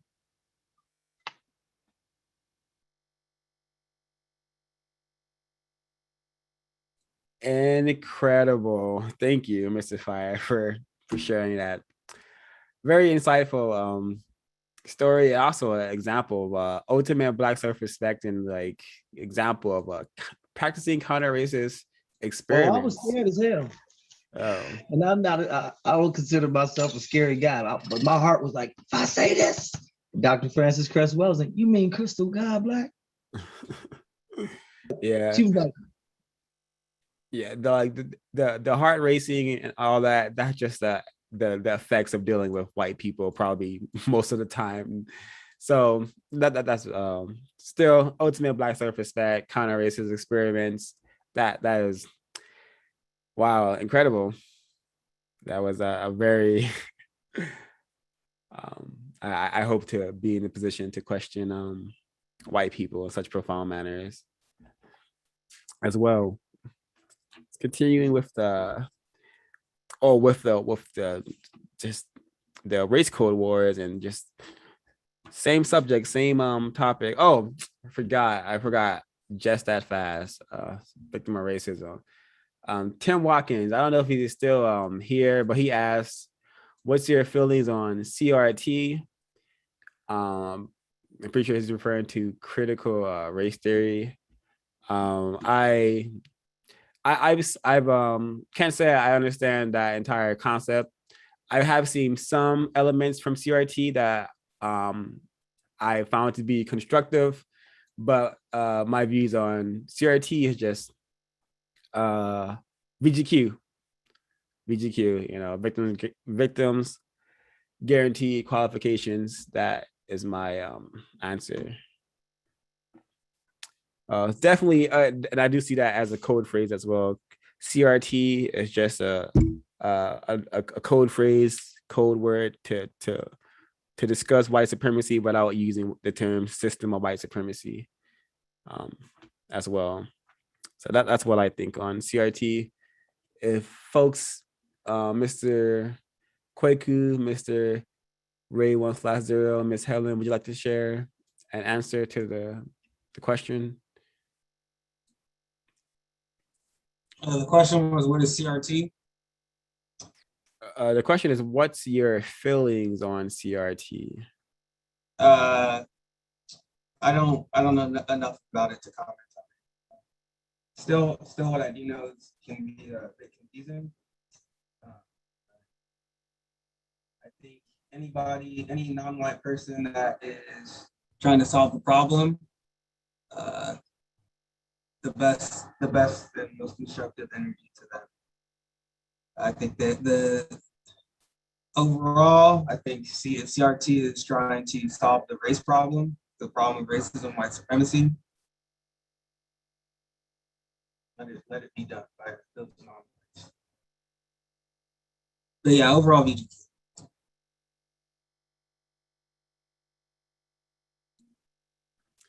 Alrighty, and I will take the silence as that is the only answers we have. Yeah, I wanted to talk about the other word in here, the sub-Saharan. I have comments on that. Let me knock out this this dark continent first because it's right before that one. Actually, I have a little bit on the Black Plague in the Dark Ages. But let me go. No, you go ahead. You go ahead. Please share the Black Plague. I don't have any notes on the Black Plague code word. So in the text, he talks about the Black Plague in the Dark Ages and how the AIDS situation in Africa has been linked with that. I highlighted here on the bottom of 42 where it says this language immediately triggers a link to Africa without ever publicly saying that Black people are a threat to national security because they are the largest carriers of the AIDS virus.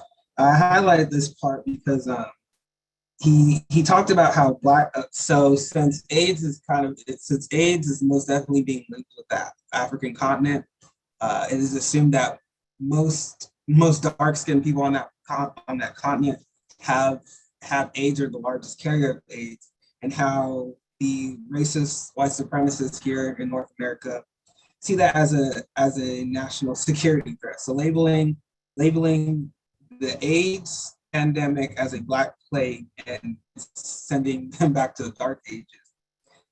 For white people, they see that as it being a threat to their national security. So essentially they believe they're allowing these AIDS carriers into the country to spread AIDS amongst them. That was interesting because I never saw it from the white perspective. It's just, I guess I wasn't aware of how sophisticated it was, I should say, because it's always about racism, but it's very much more sophisticated than that and much more deceitful. Yep. And just on top of the Black Plague, that it is also often called the Black Death. And that what I suspect in the mind of the white supremacists, that era, when the plague was eliminating large numbers of white people, and they were living in such a decrepit state of filth and death. I think that is a era they would never want to return to, and them associating that era with Blackness, Black people, is a strong motivating force to keep them focused on the system of white supremacy and keep them focused on ensuring that they will have this system forever, and Black people will be in the bottom of the system forever. So very, very, very incorrect to how white people just use these words and just to really solidify their practice of white supremacy. Mr. Ray, you have a comment? Yes, sir. Commenting on the Black Death. I'm reading here on Wikipedia, and it seems relative to the so-called pandemic going on, originated in China. The Black Death originated. I'm hearing some distortion from your mic. Is hard to understand. Can I be heard? Yes. Okay. It says the Black Death originated in Central Asia and spread from Italy and then throughout other European countries. Arab historians believe the Black Death originated in Mongolia. Chinese records also showed a huge outbreak in Mongolia in the early 1330s. So it's just interesting to me how here we are allegedly faced with another global pandemic that came out from this same area, but yet it's being attributed to Blackness, Black people. And unless I'm misinformed, Black people are being blamed and called super spreaders. That just stuck out to me. Yeah, I wanted to add to, because I think that what Ray brought up was Ray 1/0 brought up was also relevant. Because in the book I saw very much like similarities between like kind of what's going on here in the book and what's going on now with the Haitians on the border and them not letting them into the country. It says on top of 43, it says the real message is that Black people both here and abroad are threats to the national security of the United States of America. When the US government issued an intelligence finding through an executive order that said the AIDS virus was a threat to the national security, it also said that Africa and Black communities around the world, because of high rates of AIDS, were national security threats. And this is kind of one of the excuses that they're using. It's not excuses, but one of the many ways they are deceiving all of us. They are supposedly not letting Haitians into the country because they are threats, like Ray 1/0 mentioned, they're threats of super spreaders because they're not vaccinating them for whatever reason. So I thought that was relevant, and you can kind of see similarities. So this by far is nothing new. Racist white supremacists have been practicing this for ages. Like I mentioned, they are always constantly running experiments. Very, very well said. Thank you, Mr. Ray 1/0 and Mr. Kwaku. Page 43, the dark continent. I'm just gonna read this this code word. I may not comment on it too much. The dark continent.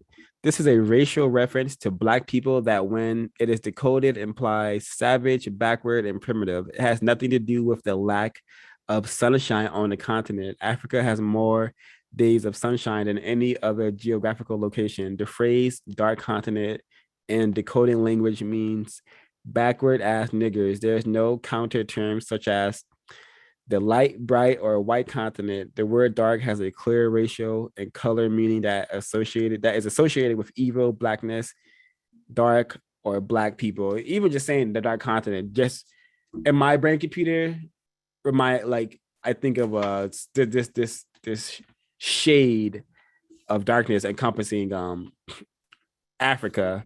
And I don't think my brain should be having thoughts like that. So it's, white people have done a number on us with these words. And now we are I'm at the Sub-Saharan nation. I'm just gonna play a little bit of this clip and then read my some notes from this code phrase, Sub-Saharan nations. And so hold me one moment, 1 second.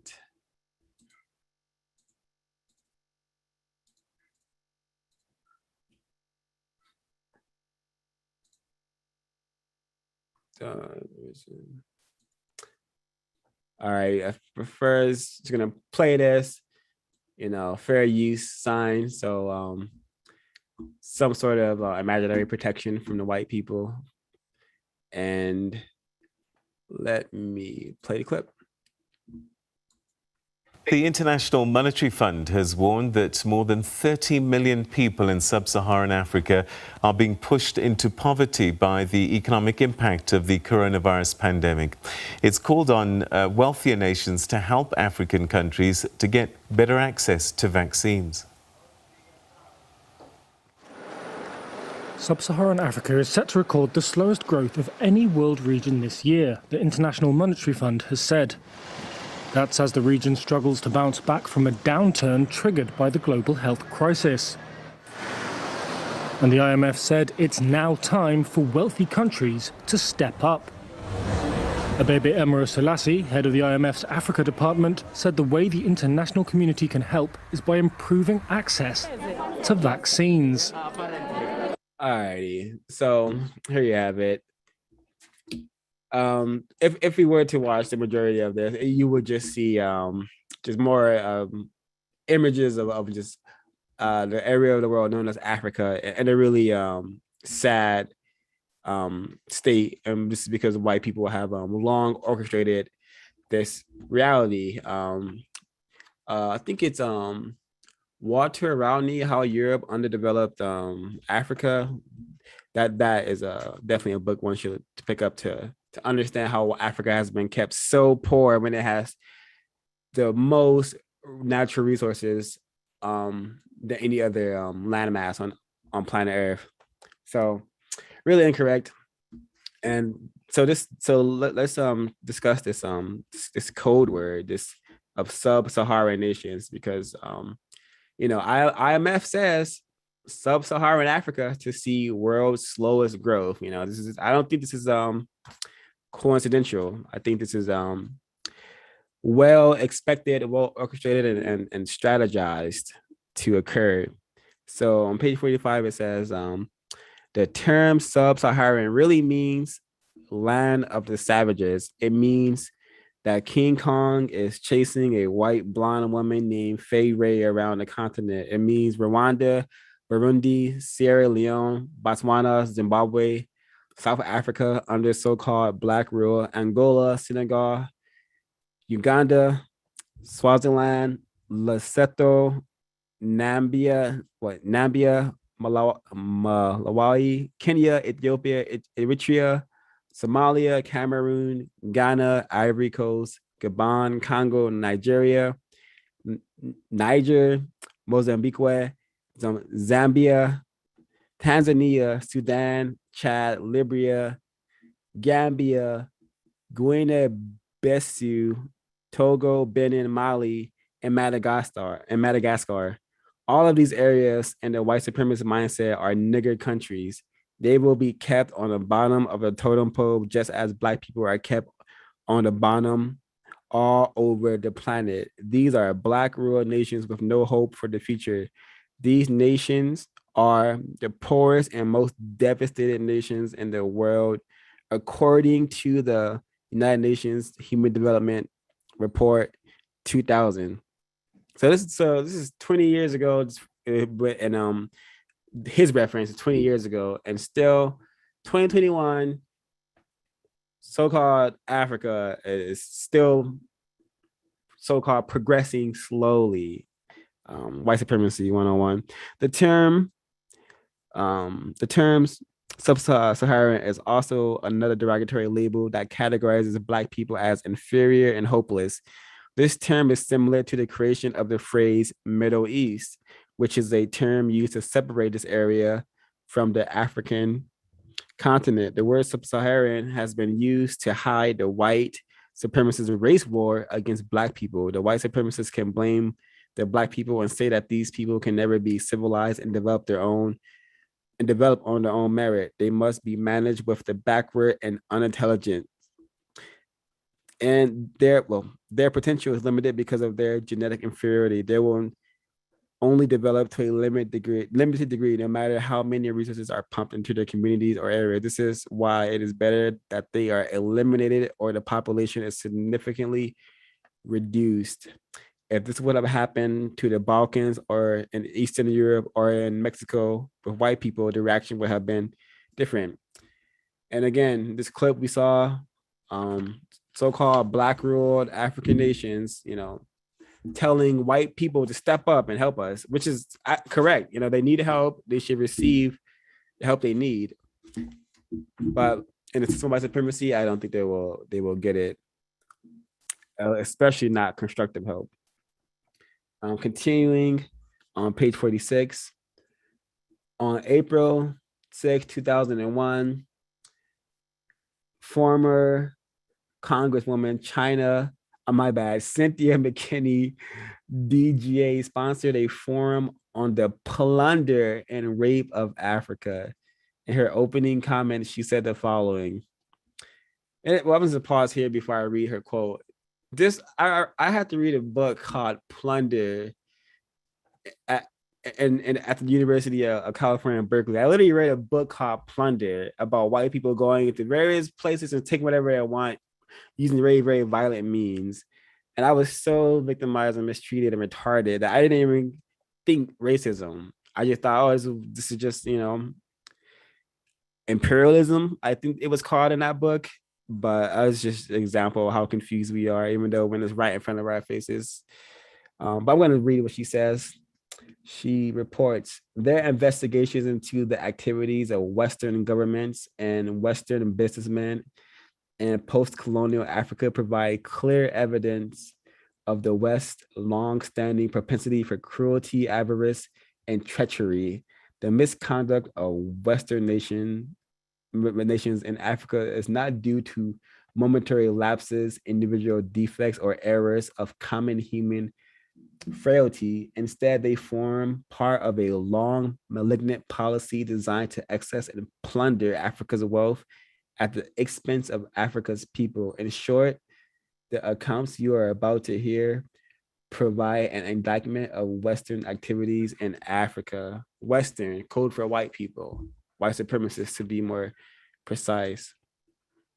So yeah, the sub-Saharan code phrase is really, really significant in how white people have been able to dominate the area of the world known as Africa in the manner that they do. And it's really incorrect and really similar to this concept of the Middle East. Neely Fuller has said this, that the Middle East it will be a place of constant suffering and mistreatment. And that seems to be correct. And infinite reason, more motivation as to why we should be learning about this problem so we can solve it. Question. Mhm. I'm going to read a line. The goal is to wipe out indigenous power on the continent thus controlling the riches of Africa. Do you believe that in such a thing as indigenous power? Oh no, of course not. Mm, okay. Well, yeah, I disagree with that sentence, especially that part. Want to go back real quick, real quick to 43. And the white supremacists clearly understood the message. However, with most Black people, it flew right over their heads. And this is this was me all the way.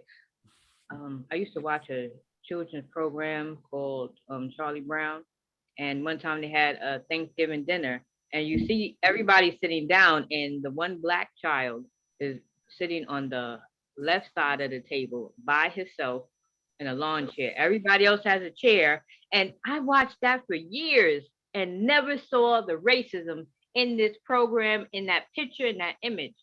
And I just want to say and so the internet, Twitter, non-white Black people pointed out to me on Twitter, and I was like, wow, I was blown away. I was like, wow, I never paid attention to that. I was looking at this program for years and didn't see it for what it was, even while learning about racism. So it's so many images and things that I have to think back and go over in my mind, and definitely pay attention to. Yes, thank you. Yes. Yeah, in plain sight, always. I mean, look, even Snoopy has a chair. He's a dog, and he got a chair. Come on, we get a lawn chair. Stop it. Oh, watch this program faithfully as a child, faithfully, and then didn't notice it. Didn't understand what I was looking at. Yeah, that is how the system operates. We often see, but we do not understand what we are seeing. Okay, so I do have one more clip to play. Let me get that warning up again, because I don't want white people disabling victims of racism from receiving this information. So yeah, fair use. This is news. You should want people to see this stuff. All right, and fight for your cause. Well, that fair use. All right, so I'm gonna go ahead and let this clip play a little bit. Marches planned across the country. This comes after Texas passed one of the most restrictive abortion laws in the country without any resistance from the Supreme Court. Let's go to NBC's Stephanie Stanton. She's at one of those rallies in Austin, Texas for it. Stephanie, welcome. What are you hearing from the participants there? How strong is the passion? Well, Alex, as you might imagine, the passion is very strong here. There are about at least 5,000 people here or more outside the Capitol building in Austin. This is ground zero. Of course, this is where those legislators passed that pretty much almost an out-and-out ban on abortion, SB 8. Let me show you what's happening here. Take a quick look around, because you can see all of the people here, many carrying signs, people right now on the podium giving very impassioned speeches here about this legislation. This legislation was passed more than a month ago on September 1st. It prevents abortions once there is a heartbeat, and that is usually at the 6-week mark. And as we know, that is before most women even know that they are pregnant. And today, people here, activists, organizers, musicians, citizens have come here, we are told, from all across the country. And I did have a chance to talk to the organizer, Kim Taylor, earlier this morning. She tells me that this is not representative of most Texans. She says that 87% of Texans, in her estimation, do not support SB 8, and that it was pushed through by pretty much the minority GOP Republicans in power here. And we had a chance to talk to some of the... All right, I think that may be enough information regarding this broadcast. But yeah, this has been a constant debate and battle amongst white people, like their right to have abortions, to eliminate just to stop the process of having they're giving birth when they become impregnated. So this has been a long time discussion amongst them. And we have to understand, we should understand that it's because we live in a system of white supremacy where the global minority, who are people classified as white, they have also often a struggle with their numbers because they need white people to maintain white supremacy. So they don't like the thought of white women like eliminating white babies. It just doesn't make sense in a business of white supremacy, which is why they are constantly making it harder for white people to have abortions, or why they're constantly having this debate. And it's because white people, some are aware that, hey, we need our numbers. You know, they have that the 14 words, we must secure a future for white children, something like that. They have that as their motto for a reason, because this is a numbers game. And I'm interested in this concept of abortion because I'm suspecting that some white women may be aware of the importance of not aborting white babies, but some of them may want to have fun. You know, they may want to have fun with some non-white people, and just in case they may get pregnant by a non-white person, they want the ability to abort the child. I suspect, you know, that could be a reason why a lot of these women are pushing this, are pushing back on this. And also, abortion has been long used to diminish the Black population, population tailoring. There's various Planned Parenthoods in so-called Black neighborhoods, and when Black people go there, they are often encouraged to abort their offspring at the slightest sight of this person having any doubts or second thoughts about having a child. I don't recommend bringing any person into the system of white supremacy without a clear understanding of what this offspring is going to be spending like the first 18 years of their existence doing. But yeah, that's all. I don't really. There's a ton of stuff here on abortion. I didn't highlight any of it. So did folks have some highlighted from this part they want to share? I had some comments on this portion. One thing that I have seen, it doesn't really have to do directly with the book, but indirectly with the book. But one thing that I've seen a lot with regarding like abortion is a lot of times these like news reels, it'll start off with that. But you know, the white woman's up there saying that, talking about if I had a baby, women who were raped need to have access to an abortion, right? And it reminds me of kind of like, you know, when white females are going out trying to have fun with these non-white males, and they end up getting pregnant, and then they say, oh, he raped me. They still want to have the ability and the access to have an abortion after that. So I thought that was very interesting. But overall, like this whole abortion thing, it's like, I like the argument that he brings, and like the kind of the light he sheds on, the kind of the perspective that he brings to it when he says, you know, two sides of the same coin. Really, they're just talking about how they're going to control population rate, birth rates, population rates, birth control for the non-white people. It's still I wouldn't say it's very confusing. That very part is obvious. So I kind of wanted to know, like, you know, is abortion bad or is it good? I don't really think that's like a question, really, you know, to at least to the people who are coming up with these laws. They just want to control the population. So when they start restricting abortion, they start making tougher laws.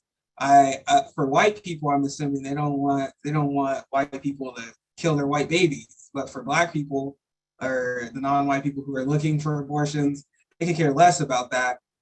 If you break the law, you're going to go to jail. So it's a win-win for them. There's not going to, if you have a baby, if you're a Black person, you have a baby, that baby will most likely be a slave under the system. If you seek out an abortion, we have reason to put you, legal reason to put you into greater confinement. So it's a win-win for them. I was also looking up abortion around the time like Trump was kind of getting elected, because that was a time when abortion kept coming up. It always comes up when presidential runs are coming up. But I found out that they said that Black people in America have had more abortions than they have had live births. So the population control, the birth control is definitely working. I guess who's it working for? I think it's always going to be working for the racist white supremacists, because whatever you choose on the side of abortion, they're going to win. So those are my comments. Very well said. This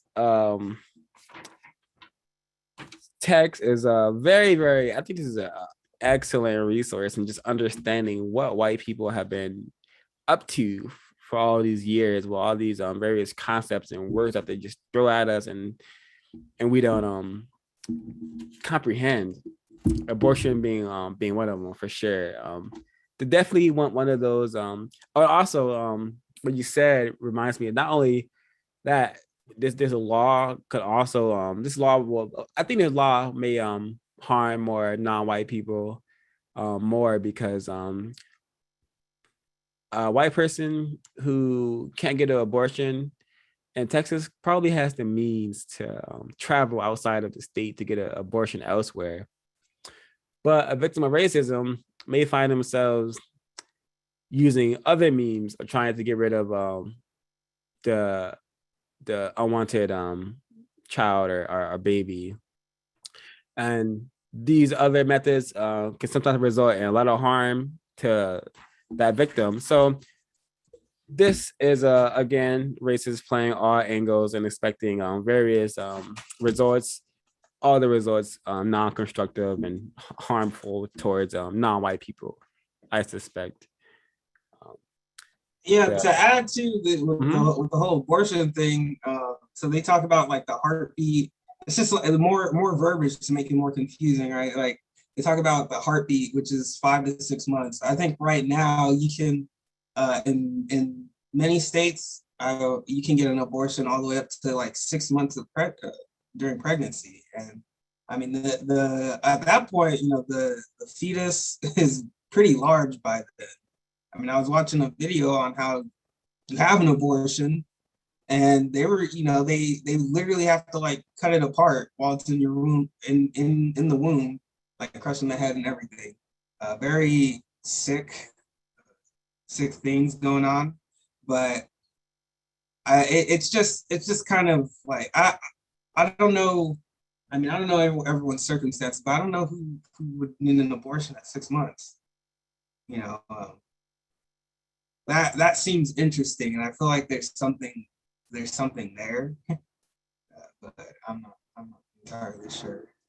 That is very interesting and sick. You used the perfect word, sick. And hey, folks still watching, folks who find this broadcast down the line, we live in a sick system. It's every person's job, white, non-white, to solve the problem. It's been evident that white people are going to be the ones to take charge. So non-white people need to solve the problem, particularly Black people, because it seems to be destroying us at higher rates than other racial classifications. So we should be working to solve this problem. Solve the problem, plus take sex more seriously. Much more seriously. Yes, I agree. Absolutely. Yeah. Because having an abortion, you are traumatizing yourself.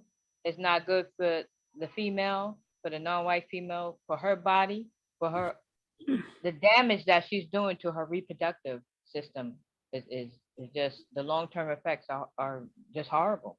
Just horrible. And it's people should not use it as a form of birth control. And oh, it's really sad. It's really sad. And sometimes a reason why a female might wait that long, one, she might be in denial that she's pregnant.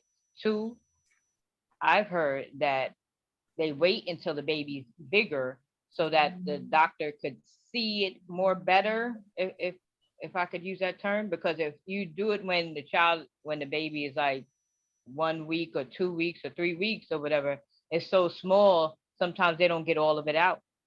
It's just a traumatizing, horrible, it's I can't even explain it. It's devastating. It's just really bad. Just take sex more seriously. Don't play around with it. Don't play around with sex. Well said. Very. Yep. Constructive advice. When you play with sex, the joke is on the offspring, the joke is on the offspring, and we have just too many victims who are confused. And if we're bringing more victims to this planet, they need to be well planned out soldiers in the war against white supremacy. The final code word to I didn't even have notes on it because it's such a short definition, short decoding of this word. I'll just give it a read, and then we could go into closing comments if folks don't have any other notes to share.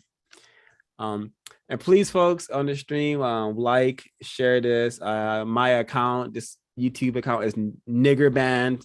You may be familiar with the term shadow ban, but I like to use the truth. I am nigger banned. This content is highly just locked away and hard to get out. So please like and share this content so victims can perhaps find it. Victims who may be looking for this sort of content. But the final word here is affirmative action from page 50.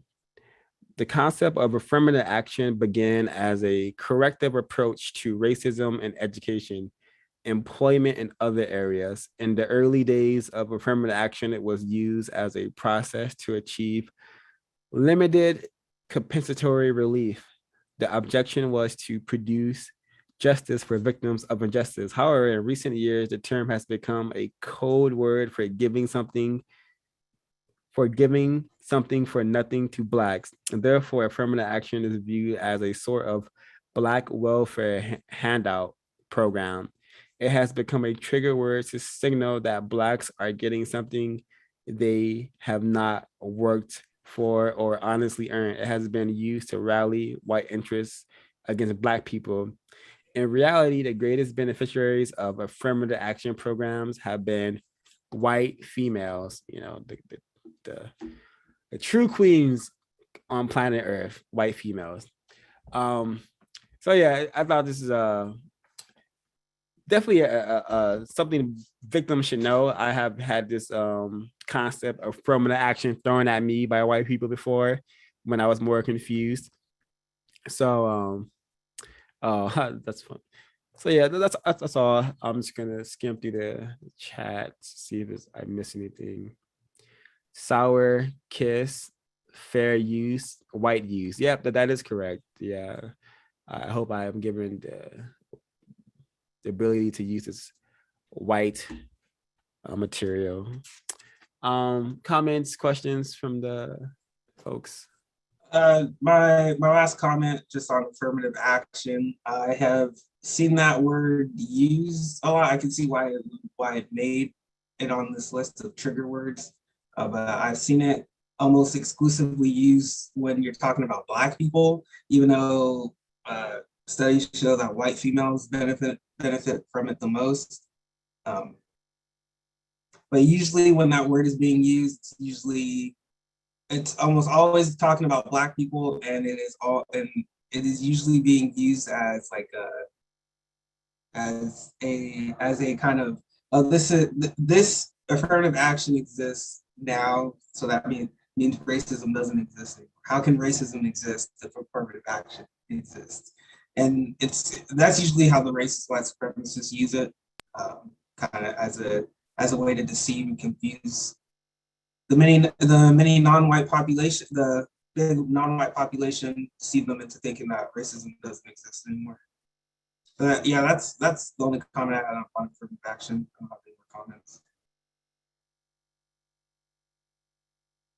The code word is so interesting because let's decode it further. Affirmative means agreeing with or consenting to a statement or request. Supportive, hopeful, or encouraging.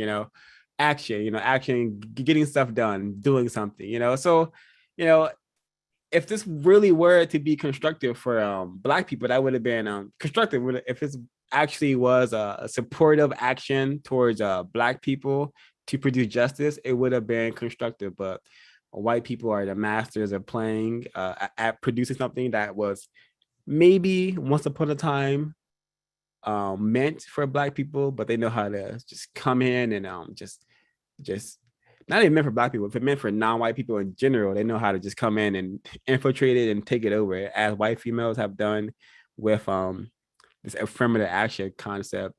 I'm reminded of the $5 Indian concept of how during the earlier stages of white supremacy, when they were still dealing with the so-called Native Americans, how they started giving various trinkets and tokens to Native Americans, and then white people would pretend to be Native Americans to receive said trinkets and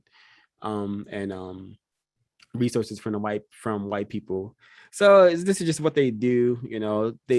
White people are the biggest receivers of welfare. The system of white supremacy is itself a welfare system that is designed to support white people 24/7.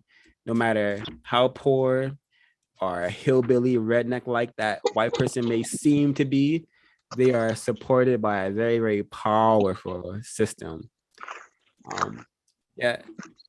Any will folks like to get us started on closing comments?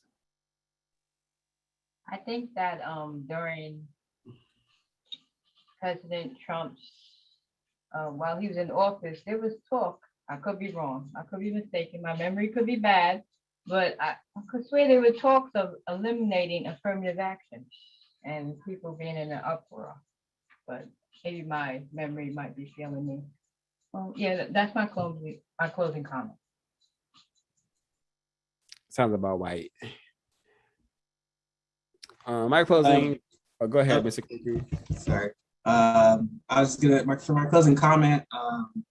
Right now, when you give the definitions for affirmative action, it seems like it can be decoded as supporting the action of helping Black people, which for me is like when a white person says that, oh yeah, I support the action of helping Black people, but I'm not going to stop practicing racism. That's silly. But constructive business meeting as always, as usual. Looking forward to the next discussion. Thank you everybody for your contributions. Don't forget to like, subscribe, and share. Also, make sure you visit producejustice.com and make sure you get the book as well, Race Code War, and join the discussion. Thank you, Mr. Kwaku. There we go. A very constructive business meeting. This book, this group, this channel, all serves a constructive purpose for which I'm very grateful for. And 05, I wanted to piggyback. The system of white supremacy is a welfare system. For me, welfare would be the wellness of whites. So, yes, indeed, constructive business meeting. Thank you. Thank you, Mr. Ray 150, Mr. Kwaku, for your closing comments. And yeah, I agree. Special thanks to shout out to Mr. Fire Tablet. I don't know who sent him the link, but I'm glad he found himself in here because he had a lot of constructive information to share. And his perspective on the system was very, very just constructive, and again, we'll see everyone next week, same time. Email counteringRWS@gmail.com if you'd like to participate. There will be an uploading of this particular broadcast in the official format. So please like that video and comment on that video as well, and share it if you have the will. I know this content is looked down upon in the system of white supremacy, because when you present information and truthful information like that, it's like this, it's been everyone's been programmed to have an animosity or incorrect reaction to it, to say the least. And I'll mute my line there. Thanks, everyone.